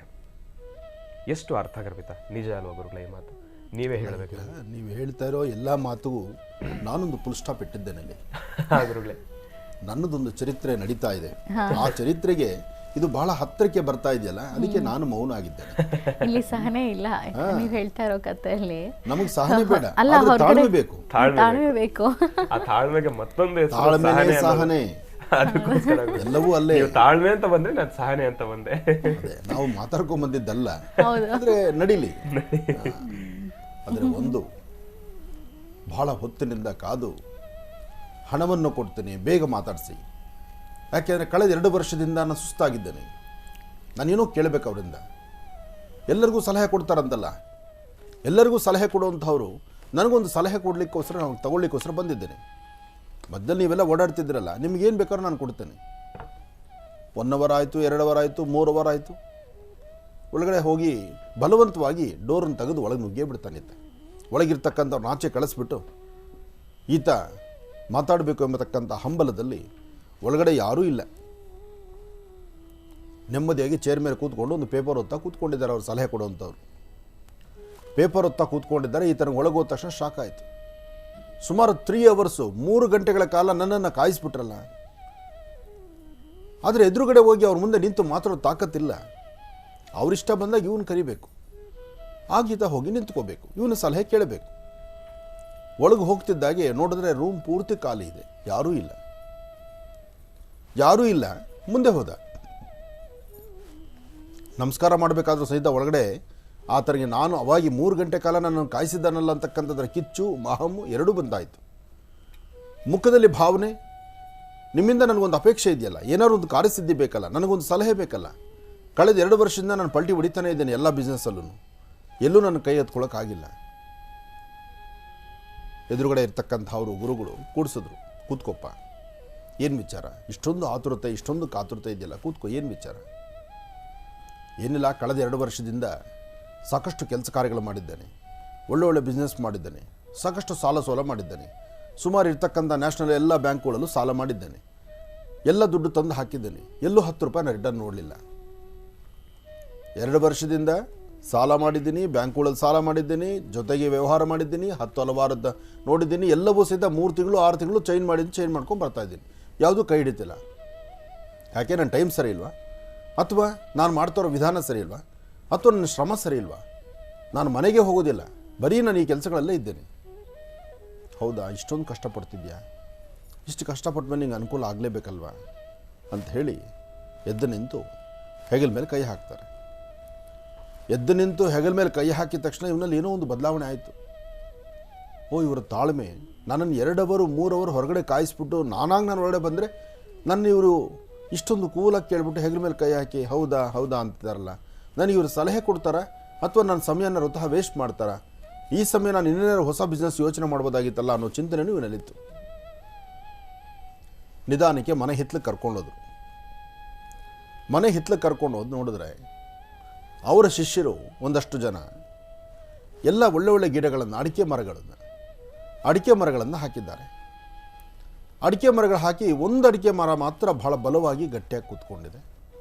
ಇನ್ನೆಲ್ಲ ಅಡಿಕೆ ಮರಗಳೇನಪ್ಪ ಅಂದರೆ ಇನ್ನೇನು ಫಸಲು ಕೊಡಬೇಕು, ಆ ಫಸಲು ಕೊಡೋದಕ್ಕೆ ತಾಕತ್ತಿಲ್ದಿರ ಎಲ್ಲ ಮರಗಳು ಮಲಕ್ಕೊಳ್ತಾ ಇದೆ. ಅರ್ಥ ಮಾಡ್ಕೊಳ್ಳಿ, ಅಡಿಕೆ ಮರಗಳು ಹಾಕಿದ್ದಾರೆ, ಅವರ ಶಿಷ್ಯರು ಕೆಲಸ ಮಾಡ್ತಾನೆ ಇದ್ದಾರೆ. ಫಸಲು ಕೊಡಬೇಕಾಗಿರ್ತಕ್ಕಂಥದ್ದು ಇನ್ನೇನು ಬೆಳೆ ಬರಬೇಕದು, ಅದು ನೋಡ್ರೆ ಎಲ್ಲ ಮರಗಳು ಮಲಗ್ತಾ ಇದೆ. ಅದರಲ್ಲಿ ಒಂದು ಮರ ಮಾತ್ರ ಬಲವಾಗಿದೆ. ಇವನು ಹಿಂದೆ ಹೋಗಿ ನೋಡಿದ ತಕ್ಷಣ ಇವನಿಗೆ ತಲೆ ಕೆಡ್ತು. ಅಲ್ಲ ಕೆಲಸ ಮಾಡ್ತಿದ್ರಲ್ಲ ಅವ್ರಿಗೆಲ್ಲ ಭಯಕ್ಕೆ ಶುರು ಮಾಡ್ದ. ನಿಮಗೆ ಜ್ಞಾನ ಇದೆಯಾ? ಒಂದು ಅಡಿಕೆ ಮರನ ಹೇಗೆ ಸಂರಕ್ಷಣೆ ಮಾಡಬೇಕು? ಅಡಿಕೆ ಮರ ಎಲ್ಲ ಮಲ್ಕೊಳ್ತಾ ಇದೆ. ಅಡಿಕೆ ಮರನ ಎಷ್ಟು ಆಳಕ್ಕೆ ಹಾಕಿದ್ರು ನೀವು? ನಾವೆಲ್ಲ ಒಂದು ಅರ್ಧ ಅಡಿಗೆ ನಿಲ್ಲಿಸಿದ್ವಿ. ಬೇಗ ಚೆನ್ನಾಗಿ ಒಳ್ಳೆ ಫಲವತ್ತಾಗಿರುತ್ತಲ್ಲ, ತಾಳೆ ಮಣ್ಣು ಹೋದರೆ ಅದ್ರಲ್ಲಿ ಫಲವತ್ತಿರೋದಿಲ್ಲ, ಮೇಲ್ಮೇಲಾದರೆ ಒಳ್ಳೆ ಸ್ವಾರಾಂಶ ಇರುತ್ತೆ ಅಂತಕ್ಕಂಥದ್ದು. ಅದಕ್ಕೋಸ್ಕರ ಒಂದು ಅರ್ಧ ಅಡಿಗೆ ನಾವು ಹೂಣಿದ್ದೀವಿ, ಅದು ಈಗ ಇಷ್ಟಕ್ಕೆ ಹಿಂಗೆ ಮಲ್ಕೊಳ್ತಾ ಇದೆ ಅಂತ. ಅಷ್ಟು ದೂರದಲ್ಲಿ ಒಂದು ಮರ ಇತ್ತು, ಆ ಮರ ಬಲವಾಗಿ ಚೆನ್ನಾಗಿ ಬಂತು. ಆ ಮರ ಎಷ್ಟದ ಇದೆ? ಅದು ಒಂದು ಸುಮಾರು 3 ಅಡಿಯಷ್ಟು ಆಳ ತೆಗೆದು ಅದನ್ನು ಮರ ಹಾಕಿದ್ದೀವಿ. 3 ಅಡಿಯಷ್ಟು ಇರೋದು, ಅದೀಗ ಕಾಯಿ ಚೆನ್ನಾಗಿ ಬಿಡ್ತಾ ಇದೆ. ಸುಮಾರು ಅದ್ರಲ್ಲಿ ಇರ್ತಕ್ಕಂಥದ್ದು 100 ಗಿಡ ಇರಬೇಕು. 100 ಗಿಡ ಎಲ್ಲವೂ ಮಲಗ್ತಾ ಇದೆ. ಆಗ ಅವನು ಪಕ್ಕದಲ್ಲಿರ್ತಕ್ಕಂಥ ಗುರುಗಳನ್ನು ಲೆಕ್ಕಿಸ್ತಿಲ್ಲ, ಅಲ್ಲಿರ್ತಕ್ಕಂಥ ವರ್ಕರ್ಸ್ ಇದ್ರಲ್ಲ, ಕೆಲಸಕ್ಕೆ ಬಂದಿದ್ರಲ್ಲ, ಅವ್ರಿಗೆಲ್ಲರಿಗೂ ಒಂದು ಕ್ಲಾಸ್ ತಗೊಂಡ. ಭೂಮಿಯಲ್ಲಿ ಮರ ಹಾಕಬೇಕಾಗಿರ್ತಕ್ಕಂಥ ರೀತಿ ಇದೆಲ್ಲ. 3 ಅಡಿ ಅಗಿಬೇಕು, ಒಳಗಡೆ ಹಾಕಬೇಕು, ಆ ಬೇರನ್ನು ಗಟ್ಟಿಪಡಿಸಬೇಕು. ಅದು ಆಳವಾಗಿದ್ದರೆ ಆಗ ಕಾಯಿ ಬಿಡುತ್ತೆ. ಯಾವಾಗ ನೀವು ಭೂಮಿಯಲ್ಲಿ ಹಾಕಲಿಲ್ಲ, ಭೂಮಿ ಮೇಲಿಟ್ರಿ, ಅದು ಕಾಯಿ ಬಿಡೋ ಸ್ಟೇಜು ಮೇಲ್ಗಡೆ ಭಾರ ಆಗುತ್ತೆ, ಮೇಲ್ಗಡೆ ಎಲೆ ಗರಿಗಳೆಲ್ಲ ದಪ್ಪ ಬರುತ್ತೆ, ಅದು ಭಾರಕ್ಕೆ ಮಲಗಿಬಿಡುತ್ತೆ, ಇನ್ನು ಫಲ ಎಲ್ಲಿ ಬರುತ್ತೆ?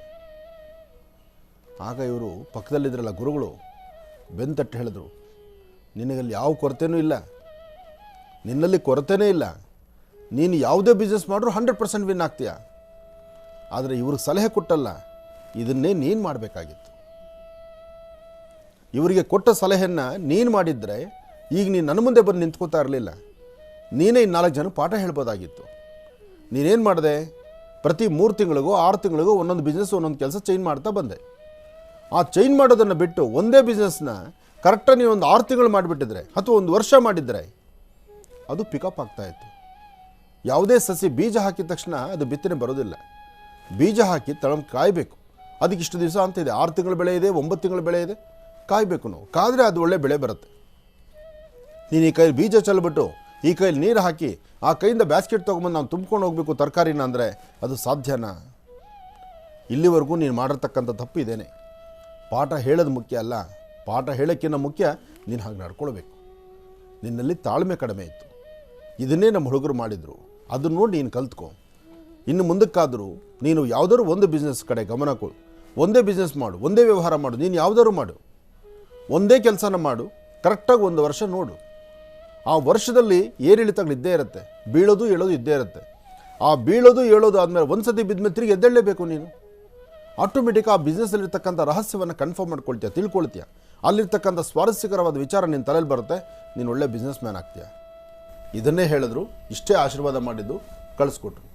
ಅದಾದ ನಂತರ ಇವತ್ತಿಗೆ 4-6 ಜನಕ್ಕೆ ಅವನು ಪಾಠ ಹೇಳಕ್ಕೆ ಶುರು ಮಾಡಿದ. ಅದಕ್ಕೆ ಪ್ರತಿಯೊಬ್ಬ ವ್ಯಕ್ತಿಗೂ ತಾಳ್ಮೆ ಬಹಳ ಮುಖ್ಯ. ತಾಳಿದವನು ಬಾಳಿಯಾನು ಅಂತ. ತಾಳ್ಮೆಯಿಂದ ವರ್ತನೆ ಮಾಡಿದ್ರೆ ಏನನ್ನು ಬೇಕಾದ್ರೂ ಸಾಧನೆ ಮಾಡ್ಬೋದು. ಇಲ್ಲಾಂದರೆ ವರ್ಷಕ್ಕೆ 16 ಬಿಸ್ನೆಸ್ ಮಾಡಿದ್ರೂ ಎಲ್ಲವೂ ನೀರಿನಲ್ಲಿ ಹೋಗ್ಬಾನೆ. ಒಳ್ಳೆಯದಾಗಲಿ, ಶುಭವಾಗಲಿ. ಗುರುಜಿ, ಈಗ ರಾಶಿಫಲ ಪ್ರಾರಂಭ ಮಾಡಬೇಕು. ಖಂಡಿತಮ್ಮ. ಮನುಷ್ಯನ ತಾಳ್ಮೆ ಬಹಳ ಮುಖ್ಯ.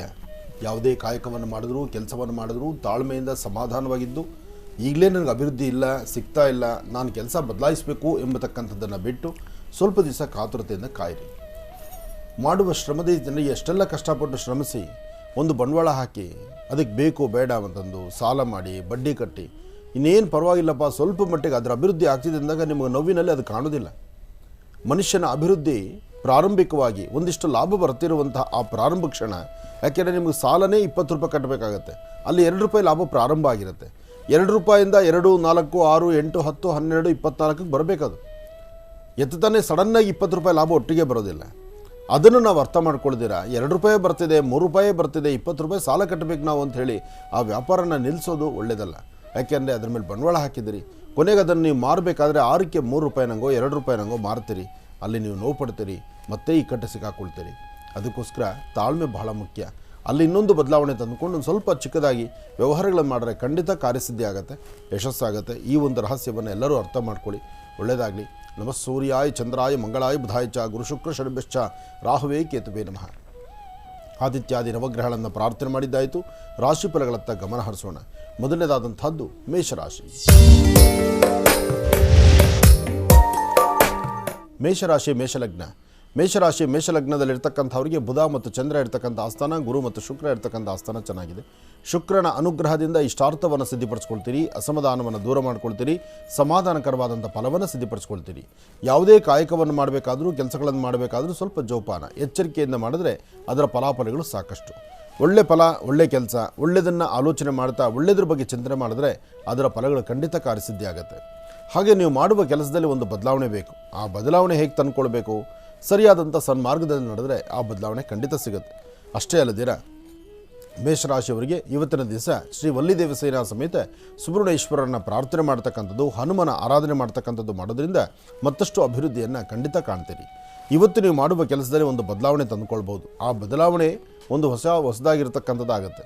ಇವತ್ತು ಮಧ್ಯಾಹ್ನ ಸರಿಸುಮಾರು 1 ಗಂಟೆಯಿಂದ 1:45, 1ರಿಂದ 1 ಗಂಟೆ 45 ನಿಮಿಷ ಬಹಳ ಅನುಕೂಲವಾಗಿರ್ತಕ್ಕಂಥ ಕಾಲ, ಹೆಚ್ಚಿನ ಫಲಗಳನ್ನು ಸಿದ್ಧಿಪಡಿಸ್ಕೊಳ್ತಕ್ಕಂಥ ಕಾಲ. ಈ ಸಮಯದಲ್ಲಿ ಸ್ವಲ್ಪ ತಾಳ್ಮೆಯಿಂದ ವರ್ತನೆ ಮಾಡಿದರೆ ಹೆಚ್ಚಿನ ಅನುಕೂಲವನ್ನು ಸಿದ್ಧಿಪಡಿಸ್ಕೊಳ್ತೀರಿ.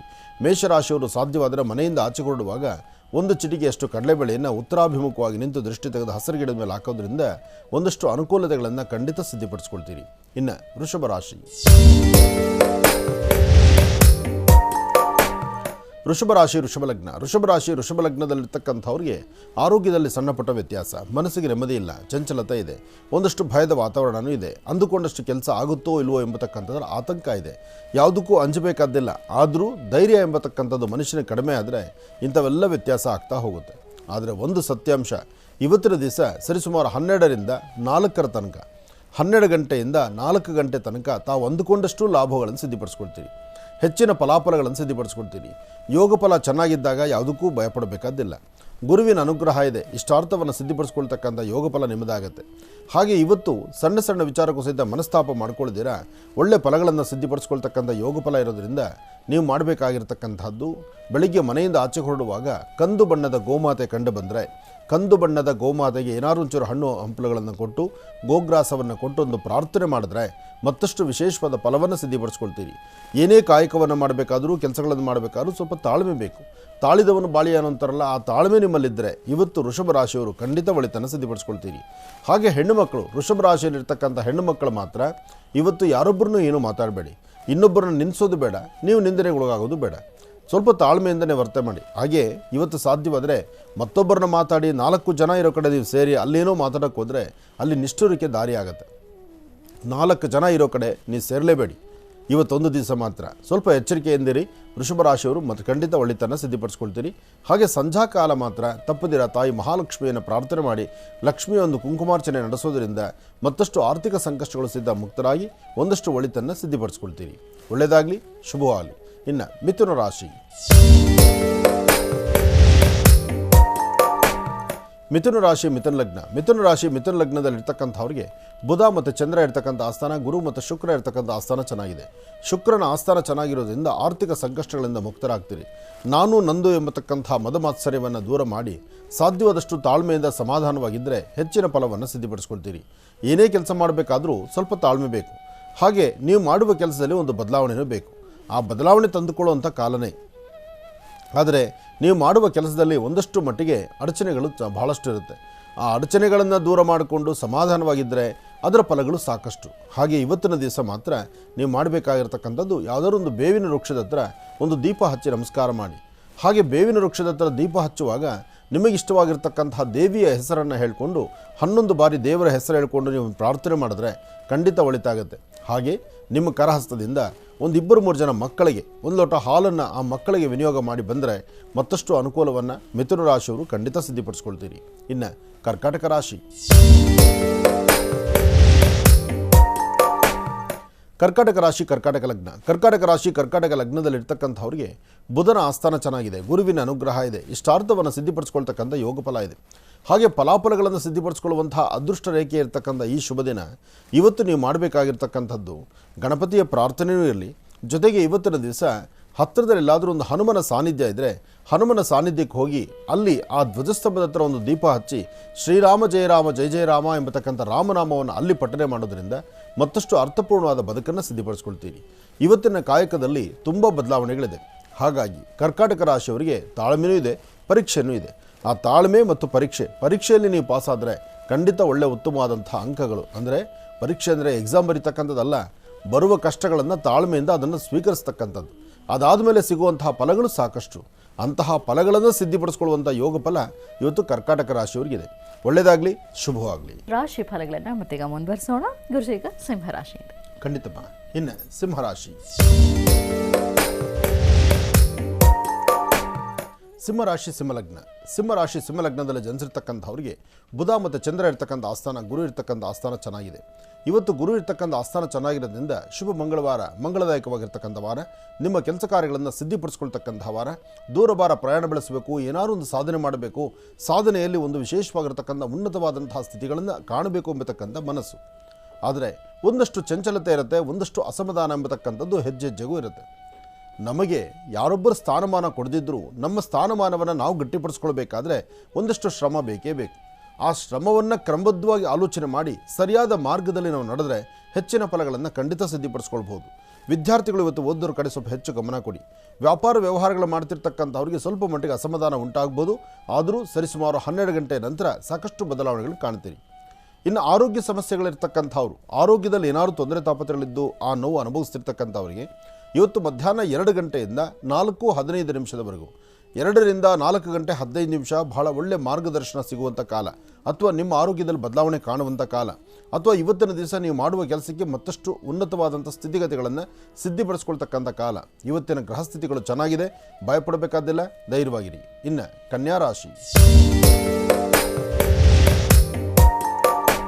ಕನ್ಯಾ ರಾಶಿ ಕನ್ಯಾ ಲಗ್ನ. ಕನ್ಯಾ ರಾಶಿ ಕನ್ಯಾ ಲಗ್ನದಲ್ಲಿರ್ತಕ್ಕಂಥವ್ರಿಗೆ ಗ್ರಹಸ್ಥಿತಿಗಳಲ್ಲಿ ಒಂದಷ್ಟು ಸಮಸ್ಯೆ ಇದೆ. ಮಾನಸಿಕವಾದಂತಹ ಒತ್ತಡ, ಮನಸ್ಸಿಗೆ ನೆಮ್ಮದಿ ಇಲ್ಲದಿರತಕ್ಕಂಥದ್ದು, ಜೊತೆಯಲ್ಲಿರ್ತಕ್ಕಂಥವರು, ಕುಟುಂಬದಲ್ಲಿರ್ತಕ್ಕಂಥ ಸದಸ್ಯರು, ಮೇಲಧಿಕಾರಿಗಳು ಅಥವಾ ನಿಮ್ಮ ಜೊತೆಯಲ್ಲಿರ್ತಕ್ಕಂಥ ನಿಮ್ಮ ಸಹಪಾಠಿಗಳು ಅವರಿಂದ ಒಂದಷ್ಟು ಬೇಡದ ಮಾತುಗಳನ್ನಾಡಿ ನಿಮ್ಮ ಮನಸ್ಸು ನೋಯಿಸುವಂಥ ಪರಿಸ್ಥಿತಿ ಎದುರಾಗುತ್ತೆ. ಆದರೆ ಯಾವೊಂದು ಮಾತುಗೂ ತಲೆ ಬಗ್ಗಿಸಬಾರ್ದು. ಯಾವೊಂದು ಕೆಲಸವನ್ನು ಸಹಿತ ಅದನ್ನು ಆಳುವಾಗ ಬೇರೆ ಥರ ತೊಗೊಂಡು ಹೋಗಬಾರ್ದು. ಏನೇ ಆದರೂ ಬರುವವರು, ಆಡ್ತಕ್ಕಂಥವ್ರು ಅಥವಾ ನಿಮ್ಮ ಬಗ್ಗೆ ಚೇಡಿಸಿ ಮಾತಾಡ್ತಕ್ಕಂಥವ್ರು ಅಥವಾ ನಿಮ್ಮ ಬಗ್ಗೆ ಏನೋ ನೆಗೆಟಿವ್ಸ್ ಮಾತಾಡ್ತಕ್ಕಂಥವ್ರು, ಇವರೆಲ್ಲ ಮಾರ್ಗ ಮಧ್ಯದಲ್ಲಿ ಬಂದು ನಿಮ್ಮ ಮನೆಯ ದ್ವಾರವನ್ನು ಮುಟ್ಟದಿರ ಹೊರಗಡೆ ನಿಲ್ಲೋರು. ಮನೆಯೊಳಗೆ ಹೋಗಿ ನೆಮ್ಮದಿ ಕಾಣ್ತಕ್ಕಂಥವ್ರು ನೀವು ಮಾತ್ರ. ಇದನ್ನು ಅರ್ಥ ಮಾಡ್ಕೋಬೇಕು. ಅಂದರೆ ಬರೋದು ಯಾವುದೇ ಆದರೂ ಸಮಸ್ಯೆ ಪರ್ಮನೆಂಟ್ ಅಲ್ಲ, ಅಥವಾ ಅದು ಹಾಗೇನಿಲ್ಲ. ಆ ಸಮಸ್ಯೆಗೆ ಒಂದು ಪರಿಹಾರ ಇದೆ, ಒಂದು ಕೊನೆ ಇದೆ. ಆ ಕೊನೆ ಯಾವಾಗ ಬರುತ್ತೆ ಅನ್ನೋದನ್ನು ಸ್ವಲ್ಪ ಕಾದರೆ ಖಂಡಿತ ಅನುಕೂಲ ಆಗುತ್ತೆ. ಇವತ್ತು ಮಧ್ಯಾಹ್ನ ಅಂತೂ ರಾಹುಕಾಲದಲ್ಲಿ, ಅಂದರೆ ಶುಭ ಮಂಗಳವಾರ ಮಾಧ್ಯಾಹ್ನಿಕ ರಾಹುಕಾಲ.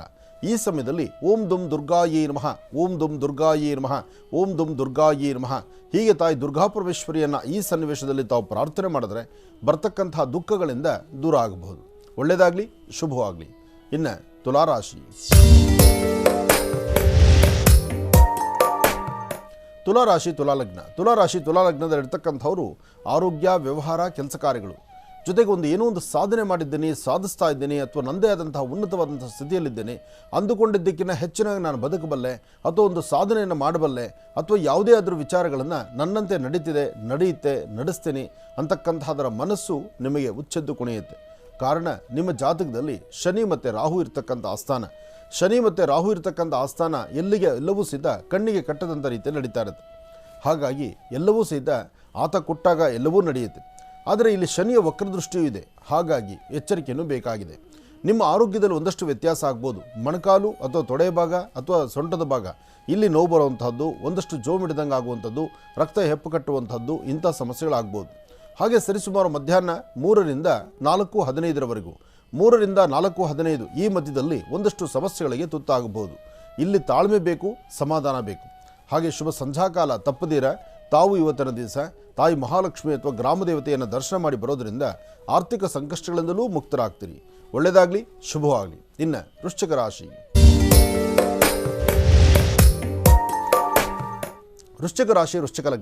ವೃಶ್ಚಿಕ ಲಗ್ನದಲ್ಲಿರ್ತಕ್ಕಂಥವರಿಗೆ ಚಂದ್ರ ಮತ್ತು ಗುರು ಇರ್ತಕ್ಕಂಥ ಆಸ್ಥಾನ, ಬುಧ ಮತ್ತು ಕೇತು ಇರ್ತಕ್ಕಂಥ ಆಸ್ಥಾನ ಮಹತ್ತರವಾಗಿದೆ. ಇವತ್ತು ಪ್ರಯಾಣ, ವ್ಯವಹಾರ, ಕೆಲಸ ಕಾರ್ಯಗಳು, ಉದ್ಯೋಗದಲ್ಲಿ ಪ್ರಗತಿ, ಏನಾದರೂ ಒಂದು ಸಾಧನೆ ಮಾಡ್ತಕ್ಕಂಥದ್ದು, ಹೊಸತನವನ್ನು ಕಾಣ್ತಕ್ಕಂಥದ್ದು, ಹೊಸ ಬದುಕಿನಡೆ ನಡೀತಕ್ಕಂಥದ್ದು, ಇದೆಲ್ಲವೂ ಸಹಿತ ಬಹಳ ಅರ್ಥಪೂರ್ಣವಾಗಿರ್ತಕ್ಕಂಥದ್ದು. ಹಾಗೆ ಇವತ್ತಿನ ದಿವಸ ರಕ್ತಚಂದನದಿಂದ, ಅಂದರೆ ಕೆಂಪು ವರ್ಣದ ಗಂಧವನ್ನು ತಯಾರು ಮಾಡಿ ನಿಮ್ಮ ಕುಲದೇವರಿಗೆ ಗಂಧವನ್ನು ಹಚ್ಚಿ ಉಳಿದಿರ್ತಕ್ಕಂತಹ ಗಂಧವನ್ನು ತಾವು ಹಣೆಗೆ ಹಚ್ಕೊಳ್ಳೋದ್ರಿಂದ ಎಂತಹ ಸಂಕಷ್ಟಗಳಿದ್ರೂ ಕಷ್ಟಗಳಿದ್ರೂ ಖಂಡಿತ ದೂರ ಮಾಡಿಕೊಳ್ತೀರಿ. ಅಷ್ಟೇ ಅಲ್ಲದಿರ ಇವತ್ತಿನ ದಿವಸ ತಾಯಿ ಶಂಕರಿ ಬನಶಂಕರಿಯನ್ನು ಅಥವಾ ಗ್ರಾಮದೇವತೆಯನ್ನು ಪ್ರಾರ್ಥನೆ ಮಾಡಿ ಒಂದಚ್ಚು ಬೆಲ್ಲದ ಮೇಲೆ ತುಪ್ಪದ ಬತ್ತಿಯನ್ನು ಇಟ್ಟು ಬೆಲ್ಲದ ಆರತಿಯನ್ನು ಮಾಡೋದ್ರಿಂದ ಇರ್ತಕ್ಕಂಥ ಸಂಕಷ್ಟಗಳು, ಕೆಲವಷ್ಟು ಋಣಬಾಧೆಗಳನ್ನು ಸಹಿತ ತಾವು ದೂರ ಮಾಡಿಕೊಳ್ತೀರಿ. ಒಳ್ಳೆಯದಾಗಲಿ, ಶುಭವಾಗಲಿ.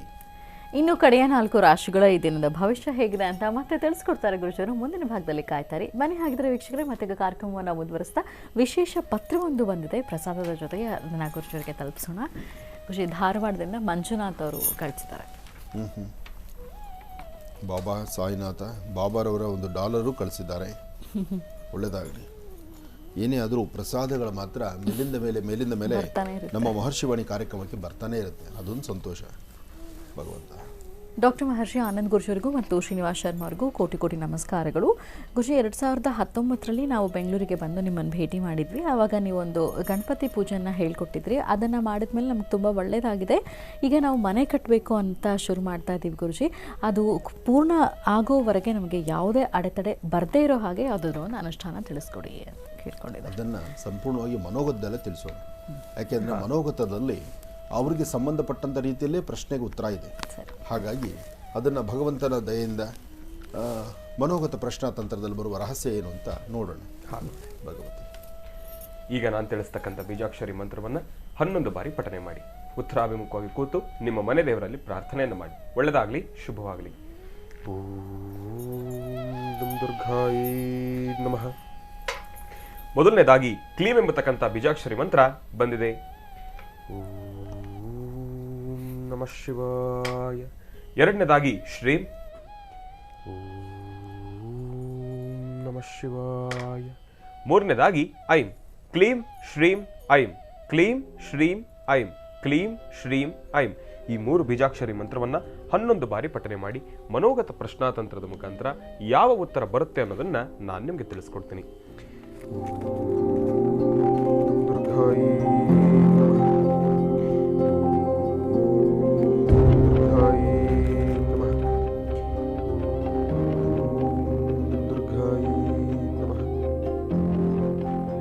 ನಿಮ್ಮ ಮನೋಚಿಂತಿತ ಕಾರ್ಯವು ತಾವೊಂದುಕೊಂಡಂತೆ ದೊಡ್ಡ ಮಟ್ಟದಲ್ಲೇ ಕಾರ್ಯಸಿದ್ಧಿ ಆಗುತ್ತೆ. ಇದರಲ್ಲಿ ನಿಮ್ಮ ಶ್ರಮ ಇಲ್ಲದಿದ್ರೂ ಕೂಡ ಸಮಯಕ್ಕೆ ತಕ್ಕ ಸೂಕ್ತ ಸಹಾಯಗಳು ಕೂಡ ನಿಮಗೆ ಒದಗತಕ್ಕಂಥದ್ದಿರುತ್ತೆ. ಸೂಕ್ತ ವ್ಯಕ್ತಿಗಳು ಕೂಡ ಬಂದು ಸಹಾಯವನ್ನು ಮಾಡತಕ್ಕಂಥದ್ದಿರುತ್ತೆ. ಆದರೆ ನಿಮ್ಮ ಮನಸ್ಸಿನಲ್ಲಿರ್ತಕ್ಕಂಥ ದೃಢ ಸಂಕಲ್ಪ ಮತ್ತು ಗುರು ಹಿರಿಯರ ಅನುಗ್ರಹ, ನಿಮ್ಮ ಮನೆ ದೇವರ ಬಲ ನಿಮಗಿರೋದ್ರಿಂದ ತಾವಂದುಕೊಂಡಿರ್ತಕ್ಕಂಥ ಎಲ್ಲ ಕೆಲಸವನ್ನು ಕೂಡ ಕಾರ್ಯಸಿದ್ಧಿಪಡಿಸ್ಕೊಳ್ತೀರಿ. ಆ ಒಂದು ಕೆಲಸ ತಾವಂದುಕೊಂಡ ಮಟ್ಟಿಗೆ ಇನ್ನಷ್ಟು ಸೂಕ್ತವಾಗಿ ಇನ್ನಷ್ಟು ಬೇಗ ಕೆಲಸ ಮುಂದಕ್ಕೆ ಸಾಗಬೇಕು ಅಂದರೆ ಬಹಳ ಚುಟುಕಾಗಿರ್ತಕ್ಕಂಥ ಒಂದು ಅನುಷ್ಠಾನ ಇದೆ. ಆದರೆ ಆ ಅನುಷ್ಠಾನ ಏನು ಅನ್ನೋದನ್ನ ಮುಂದಿನ ಭಾಗದಲ್ಲಿ ನಾನು ನಿಮಗೆ ತಿಳಿಸ್ಕೊಡ್ತೀನಿ. ಕಾಯ್ತಾ ಇರಿ. ಒಳ್ಳೆಯದಾಗಲಿ, ಶುಭವಾಗಲಿ. ಮಂಜುನಾಥ್ ಅವರ ಪತ್ರಕ್ಕೆ ಉತ್ತರ ನೀಡ್ತಾ ಇದ್ರಿ ನೀವು. ಹೌದು, ಏನೊಂದು ಕೆಲಸ ಆಗಬೇಕಾದ್ರೂ ಕೂಡ ನಿರ್ವಿಘ್ನವಾಗಿ ನಡಿಬೇಕು ಅಂದರೆ ಗಣಪನ ಅನುಗ್ರಹ ಬೇಕು.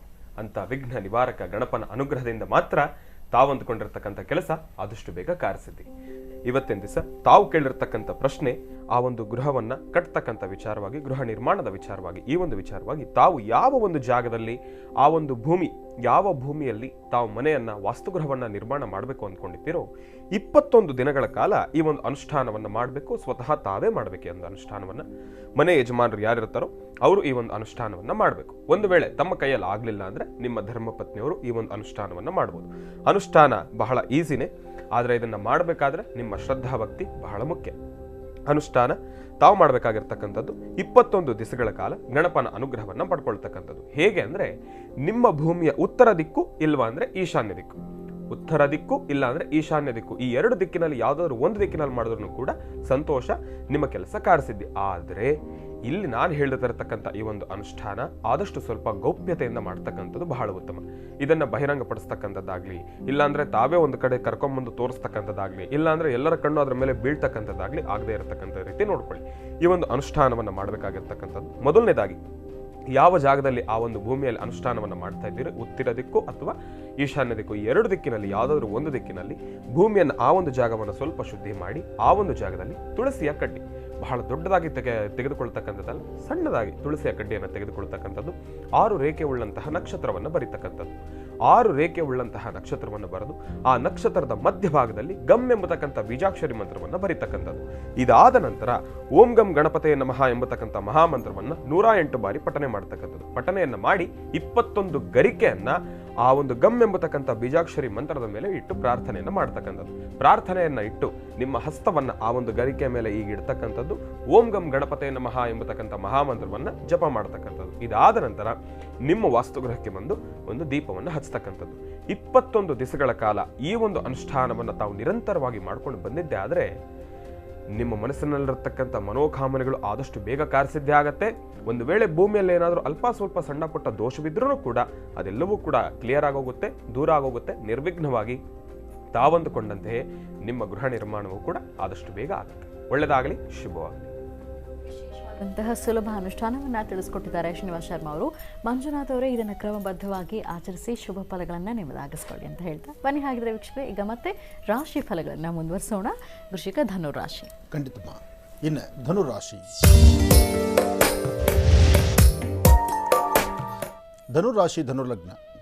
ಧನುಲಗ್ನದಲ್ಲಿರ್ತಕ್ಕಂಥವ್ರಿಗೆ ಚಂದ್ರನ ಆಸ್ಥಾನ ಚೆನ್ನಾಗಿದ್ದು ಗುರುವಿನ ಅನುಗ್ರಹ ಇದೆ. ಧನುರಾಶಿಯಲ್ಲಿರ್ತಕ್ಕಂಥವ್ರು ತಾವು ಮಾಡುವಂಥ ಪ್ರತಿಯೊಂದು ಕಾಯಕವೂ ಸಹಿತ ತಾವೇನು ಅಂದುಕೊಂಡಿದ್ದರೋ ಅಂದುಕೊಂಡದ್ದನ್ನು ಸಾಧನೆ ಮಾಡ್ತೀರಿ. ತೃಪ್ತಿಕರವಾದಂತಹ ಬದುಕನ್ನು ಕಾಣ್ತೀರಿ. ಒಳ್ಳೆ ಫಲಾಫಲಗಳನ್ನು ಸಿದ್ಧಿಪಡಿಸ್ಕೊಳ್ತೀರಿ. ಆದರೆ ಇವತ್ತಿನ ದಿವಸ ಸರಿಸುಮಾರು ಮಧ್ಯಾಹ್ನ 12ರಿಂದ 1:20ರವರೆಗೂ ಮಾತ್ರ ಯಾವುದೇ ಕಾಯಕವನ್ನು ಮಾಡಬೇಕಾದರೂ ಸ್ವಲ್ಪ ಆಲೋಚನೆ ಮಾಡಿ. ಈ ಸಮಯದಲ್ಲಿ ಕಾಗದ ಪತ್ರಗಳಿಗೆ ಸಹಿ ಹಾಕೋದಾಗಲಿ, ವ್ಯವಹಾರ ಮಾಡತಕ್ಕಂಥದ್ದಾಗಲಿ, ಕೊಟ್ಟು ತೆಗೆದುಕೊಳ್ತಕ್ಕಂತಹ ಲೇವಾದೇವಿ ಮಾಡ್ತಕ್ಕಂಥದ್ದಾಗಲಿ, ಅಥವಾ ಇನ್ನೊಬ್ಬರು ನಂಬಿ ಏನಾದರೂ ಜವಾಬ್ದಾರಿ ವಸ್ತುಗಳನ್ನು ಅವ್ರ ಕೈಲಿ ಕೊಡ್ತಕ್ಕಂಥದ್ದಾಗಲಿ, ಇದ್ಯಾವುದೂ ಸಮಂಜಸವಲ್ಲ. ಈ ಒಂದು ಸಮಯವನ್ನು ದಾಟಿದ ನಂತರ ಉಳಿದ ಸಮಯದಲ್ಲಿ ಸಾಕಷ್ಟು ಫಲಗಳನ್ನು ಸಿದ್ಧಿಪಡಿಸ್ಕೊಳ್ತೀರಿ. ಹಾಗೆ ಮಾಧ್ಯಾಹ್ನಿಕ ಅನ್ನಪ್ರಸಾದವನ್ನು ನಿಮ್ಮ ಇಷ್ಟದ ಪ್ರಕಾರ ತಾವು ಆಹಾರವನ್ನು ಸ್ವೀಕರಿಸಿ ಇನ್ನೊಬ್ಬರಿಗೆ ಅನ್ನದಾನವನ್ನು ಮಾಡ್ಬೋದು. ಅಂತಹ ನಿಟ್ಟಿನಲ್ಲಿ ಇವತ್ತು ನಿಮ್ಮ ಕೈಲಿ ಒಂದು ಅನ್ನದಾನ ಮಾಡುವಂಥ ಒಂದು ಶಕ್ತಿ ಭಗವಂತ ಕೊಡ್ತಾನೆ. ಹಾಗೆ ಇವತ್ತಿನ ಕೆಲಸದಲ್ಲಿ ಉದ್ಯೋಗ, ವ್ಯವಹಾರ, ವ್ಯಾಪಾರ ಏನು ಮಾಡಬೇಕು ಅಂದ್ಕೊಂಡ್ರು ಧನುರಾಶಿಯಲ್ಲಿರ್ತಕ್ಕಂಥವ್ರು ಬಹಳ ಹುಮ್ಮಸ್ಸಿನಿಂದ ಉನ್ನತವಾದಂಥ ಸ್ಥಿತಿಯನ್ನು ನೋಡಿ ಅದರಲ್ಲಿ ಕಾರ್ಯಸಿದ್ಧಿಯನ್ನು ಸಿದ್ಧಿಪಡಿಸ್ಕೊಳ್ತೀರಿ. ಒಳ್ಳೆಯದಾಗಲಿ, ಶುಭವಾಗಲಿ. ಇನ್ನು ಮಕರ ರಾಶಿ. ಮಕರ ರಾಶಿ, ಮಕರ ಲಗ್ನ. ಮಕರ ರಾಶಿ, ಮಕರ ಲಗ್ನದಲ್ಲಿರ್ತಕ್ಕಂಥವ್ರಿಗೆ ಚಂದ್ರನ ಆಸ್ಥಾನ ಚೆನ್ನಾಗಿದೆ, ಗುರುವಿನ ಅನುಗ್ರಹ ಇದೆ, ಇಷ್ಟಾರ್ಥವನ್ನು ಸಿದ್ಧಿಪಡಿಸ್ಕೊಳ್ತಕ್ಕಂಥ ಯೋಗ ಫಲ ಇದೆ. ಕೊಟ್ಟರೆ ಭಗವಂತ ಕೊಡಬೇಕೇ ವಿನಃ ಮನುಷ್ಯ ಕೊಡ್ತಕ್ಕಂಥದ್ದಲ್ಲ. ಮನುಷ್ಯ ಕೊಡ್ತಕ್ಕಂಥದ್ದು ಮನೆ ತನಕ, ದೇವರು ಕೊಡ್ತಕ್ಕಂಥದ್ದು ಕೊನೆ ತನಕ. ಹಾಗೆ ಮಕರ ರಾಶಿಯವರು ಇಲ್ಲಿವರೆಗೂ ಸಂಕಷ್ಟಗಳನ್ನು ನೋಡಿದಿರಿ, ಕಷ್ಟಗಳನ್ನು ನೋಡಿದಿರಿ. ಇನ್ನು ಮುಂಬರ್ತಕ್ಕಂಥ ದಿನದಲ್ಲಿ ಭಗವಂತನ ಕೃಪಾಶೀರ್ವಾದದಿಂದ ಹೆಚ್ಚೆಚ್ಚು ಫಲಗಳನ್ನು ಸಿದ್ಧಿಪಡಿಸ್ಕೊಳ್ತೀರಿ. ಹಾಗೆ ಇವತ್ತಿನ ಕಾಯಕದಲ್ಲಿ ಮತ್ತಷ್ಟು ಅಭಿವೃದ್ಧಿಯನ್ನು ಸಿದ್ಧಿಪಡಿಸ್ಕೊಳ್ತಕ್ಕಂಥ ಅದೃಷ್ಟ ಇರತಕ್ಕಂಥ ದಿನ. ಆದರೆ ಸಣ್ಣ ಸಣ್ಣ ವಿಚಾರಕ್ಕೂ ಸಹಿತ ಮೂಗಿನ ತುದಿಯಲ್ಲಿ ಕೋಪ ಮಾಡ್ಕೊಳ್ತೀರಿ.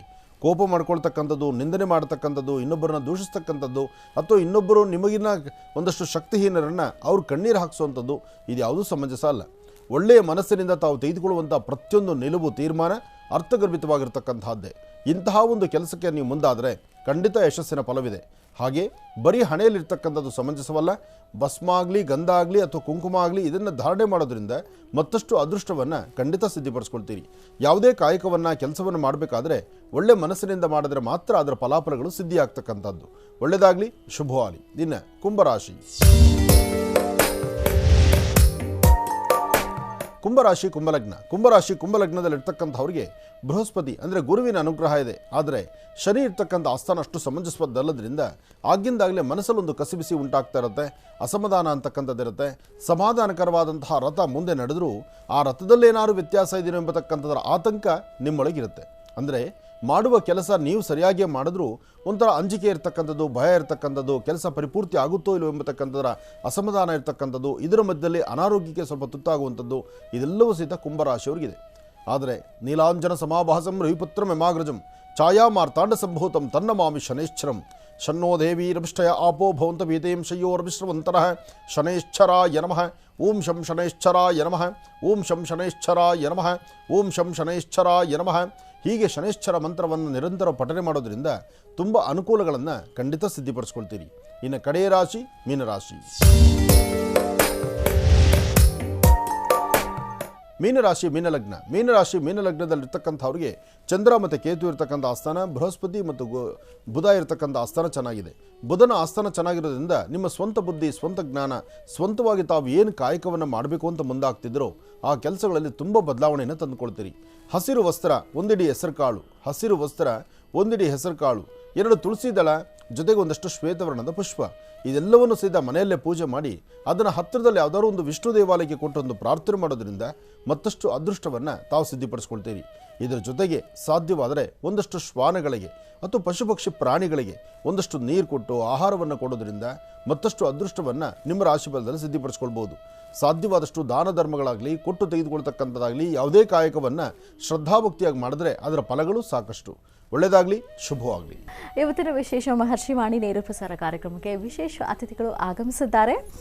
ಶ್ರೀ ವನಕಲ್ಲು ಮಲ್ಲೇಶ್ವರ ಮಹಾಸಂಸ್ಥಾನ ಮಠದ ಪೀಠಾಧ್ಯಕ್ಷರು ಆಗಿರುವಂತಹ ಡಾಕ್ಟರ್ ಬಸವರಾಮಾನಂದ ಮಹಾಸ್ವಾಮಿಗಳು ಮತ್ತು ಇವರ ಜೊತೆಗೆ ಆಗಮಿಸಿದ್ದಾರೆ ಕರ್ನಾಟಕ ಪ್ರೆಸ್ ಕ್ಲಬ್ ಕೌನ್ಸಿಲ್ ಅಧ್ಯಕ್ಷರು ಆಗಿರುವಂತಹ ಶಿವಕುಮಾರ್ ನಾಗರನವಲೆ ಅವರು. ಬನ್ನಿ, ಹಾಗಿದ್ರೆ ಅವರನ್ನ ಕಾರ್ಯಕ್ರಮಕ್ಕೆ ಸ್ವಾಗತಿಸೋಣ. ನಮಸ್ತೆ, ಕಾರ್ಯಕ್ರಮಕ್ಕೆ ಸ್ವಾಗತ. ಸ್ವಾಮೀಜಿಯವರು ಆ ಮಕ್ಕಳ ವಿದ್ಯಾಭ್ಯಾಸಕ್ಕೋಸ್ಕರ, ಮಠದ ಅಭಿವೃದ್ಧಿಗೋಸ್ಕರ ಜೋಳಿಗೆ ಹಾಕ್ಕೊಂಡು ಇವತ್ತಿಗೂ ಅವರು ಮನೆಗಳ ಕಡೆ ಓಡಾಡ್ತಾರೆ. ಅಂದರೆ ತುಂಬ ಪೀಠಾಧೀಶ್ವರಿದ್ದಾರೆ, ತುಂಬ ಆಸ್ಥಾನದಲ್ಲಿ ಶ್ರೀಗಳನ್ನು ನಾನು ನೋಡಿದ್ದೇನೆ. ಆಸ್ಥಾನ ಬಿಟ್ಟು ಹೊರಗೆ ಬರೋದೇ ಕಷ್ಟ. ಪಾದಪೂಜೆಗೆ ಅಂತ ಬಂದರೆ ಅವರ ರೀತಿ ನೀತಿನೇ ಬೇರೆ. ಆದರೆ ಇವರ ಚಿಂತನೆಗಳಿದೆಯಲ್ಲ, ಇದು ಬಹಳ ಮೆಚ್ಚುವಂಥದ್ದು. ಆ ಬಡ ಮಕ್ಕಳ ವಿದ್ಯಾಭ್ಯಾಸಕ್ಕಾಗಲಿ ಅಥವಾ ಮಠದ ಅಭಿವೃದ್ಧಿ ಬಗ್ಗೆ ಆಗಲಿ ಒಂದು ಧಾರ್ಮಿಕವಾದಂಥ ಸೇವೆಗಳು ಮಾಡೋದರಲ್ಲಿ ನಮ್ಮ ಬಸವರಾಮಾನಂದ ಸ್ವಾಮಿಗಳು ಅವರ ಕಾಯಕ ಮೆಚ್ಚುವಂಥದ್ದು. ಅದಂತೂ ನನ್ನ ಹೃದಯಕ್ಕೆ ತುಂಬ ಹತ್ತಿರ. ಆದರೆ ಅವರ ಸಂಸ್ಥಾನದ 3ನೇ ವರ್ಷದ ಹಿಂದೆ ಕಾರ್ಯಕ್ರಮಗಳಲ್ಲಿ ಒಂದೊಂದು ಸತಿ ಕರೆದಾಗಲೂ ಏನೋ ಒಂದು ಅಸಮಾಧಾನ ಆಗ್ತಾಯಿತ್ತು. ಎಲ್ಲೋ ನನ್ನ ಕಾರ್ಯಕ್ರಮ ಜವಾಬ್ದಾರಿ ಬೇರೆ ಕಡೆ ಇತ್ತು. ಆದರೆ ಈ ಬಾರಿ ಹಾಗಲ್ಲ. ಈ ಬಾರಿ ಹಾಗಾಗಿದ್ದಂಗೆ ಪ್ರತಿ ದಿವಸ ನಮ್ಮ ಶಿವಕುಮಾರ್ ನಾಗರನವಿಲಿ ಅವರು ಹೆಜ್ಜೆಜ್ಜೆಗೂ ಅದನ್ನು ಡೇಟ್ ಖಾಲಿ ಮಾಡಿಸಿ ಆ ಡೇಟ್ ಎಲ್ಲೂ ಮಾಡಿದಿರ ಈ ಸತಿ ಡೇಟ್ ಫಿಕ್ಸ್ ಮಾಡಿದ್ದಾರೆ. ಒಳ್ಳೆಯದಾಗಲಿ ಶ್ರೀಗಳು. ಅವರು ಇವತ್ತು ನಮ್ಮ ಮಹರ್ಷಿವಾಣಿ ಕಾರ್ಯಕ್ರಮ ಬಂದಿದ್ದು ಸಂತೋಷ.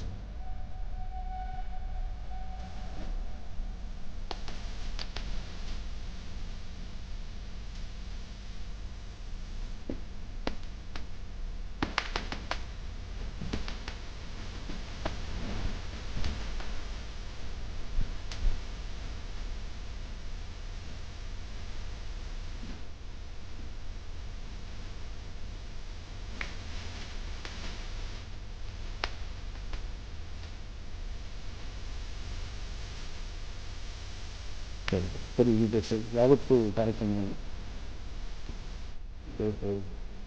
ತುಂಬ ಸರಿ ಸರ್.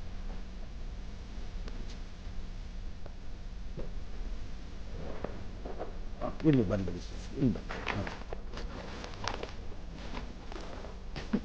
ಸರ್, ಒಳ್ಳೆಯದಾಗಲಿ. ಸಂಸ್ಥಾನದಲ್ಲಿ ನಡೀತಕ್ಕಂತಹ ಈ ಒಂದು ಜಾತ್ರಾ ಮಹೋತ್ಸವನೇ ಅಲ್ವಾ?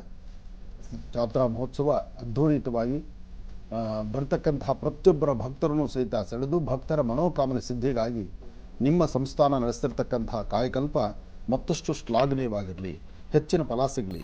ಹಾಗೆ ವಿಶೇಷವಾಗಿರ್ತಕ್ಕಂತಹ ಅನುಷ್ಠಾನ ಶ್ರೀ ವನಕಲ್ಲು ಮಲ್ಲೇಶ್ವರ ಸ್ವಾಮಿಯ ಸಂಪೂರ್ಣ ಅನುಗ್ರಹ ತಮ್ಮೆಲ್ಲರಿಗೂ ಸಿಗಲಿ ಅಂತ ನಾನು ದೇವರನ್ನು ಪ್ರಾರ್ಥನೆ ಮಾಡ್ತೀನಿ. ತಗೊಳ್ಳಿ, ತಾವು ಮಾತಾಡಿ. ಇದು ಕೊಡಿ, ನಾನು ಇಟ್ಕೊಳ್ತೀನಿ.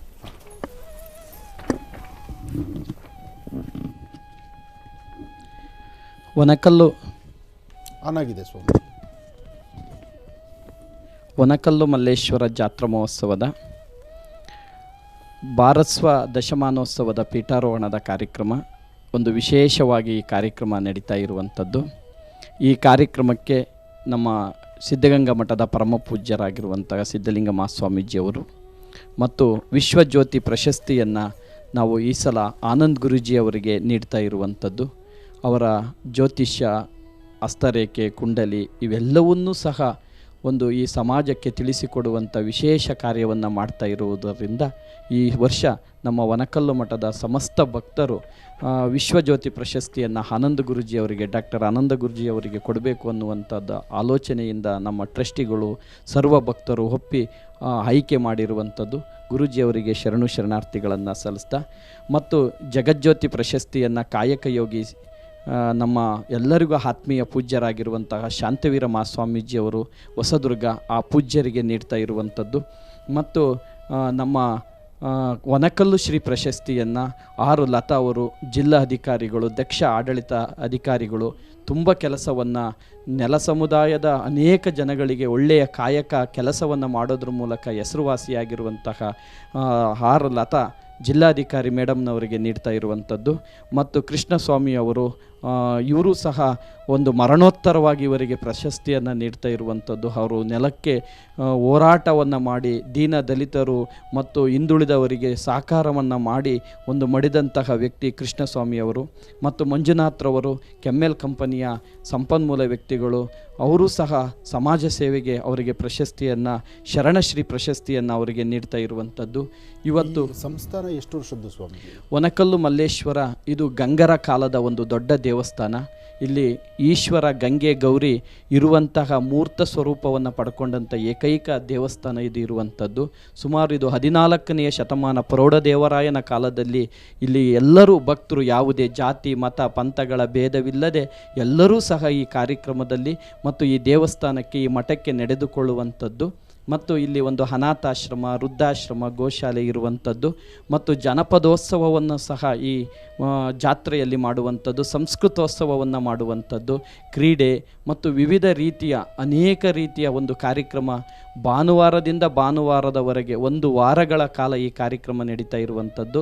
5ನೇ ತಾರೀಕು ಬ್ರಹ್ಮರಥೋತ್ಸವ, ವಚನ ಸಾಹಿತ್ಯ ವಿಜಯ ರಥೋತ್ಸವ ಮತ್ತು 5 ಜನ ಗಣ್ಯರಿಗೆ ಒಂದು ವನಕಲ್ಲು ಶ್ರೀ ಪ್ರಶಸ್ತಿ, ಜಗಜ್ಯೋತಿ ಪ್ರಶಸ್ತಿ, ವಿಶ್ವಜ್ಯೋತಿ ಪ್ರಶಸ್ತಿ, ಶರಣಶ್ರೀ ಪ್ರಶಸ್ತಿ ಮತ್ತು ಬಾಲಗಂಗಾಧರನಾಥ ನಿರ್ಮಲ ಜ್ಯೋತಿ ಪ್ರಶಸ್ತಿಯನ್ನು ನಮ್ಮ ವನಕಲ್ಲು ಮಠದಿಂದ ಕೊಡ್ತಾ ಇರುವಂಥದ್ದು. ಇದರ ಜೊತೆಗೆ ಮತ್ತು ನಮ್ಮ ಕೇಂದ್ರ ಮಿನಿಸ್ಟರ್ ಆಗಿರುವಂತಹ ನಾರಾಯಣ ಸ್ವಾಮಿಯವರು ಈ ಕಾರ್ಯಕ್ರಮದಲ್ಲಿ ಭಾಗವಹಿಸ್ತಾ ಇರುವಂಥದ್ದು. ಮತ್ತು 10 ಕ್ಷೇತ್ರದ ವಿವಿಧ ಕ್ಷೇತ್ರದಲ್ಲಿ ಸಾಧನೆ ಮಾಡಿರುವಂತಹ ದಶಮಾನೋತ್ಸವದ ಪ್ರಯುಕ್ತ 10 ಕ್ಷೇತ್ರ, ಒಂದು ಮಾಧ್ಯಮ ಕ್ಷೇತ್ರ, ಕೃಷಿ ಕ್ಷೇತ್ರ, ಹಿರಿಯ ನಾಗರಿಕರಿಗೆ ಶ್ರೀರಕ್ಷೆ ಕ್ಷೇತ್ರ, ಸಂಘಟನಾ ಚತುರ ಕ್ಷೇತ್ರದಲ್ಲಿ ಮತ್ತು ಅನೇಕ 10 ಹಲವು ವಿಷಯಗಳನ್ನು ಇಟ್ಕೊಂಡು ಈ ಕಾರ್ಯಕ್ರಮವನ್ನು ಆಯೋಜನೆ ಮಾಡಿರುವಂಥದ್ದು.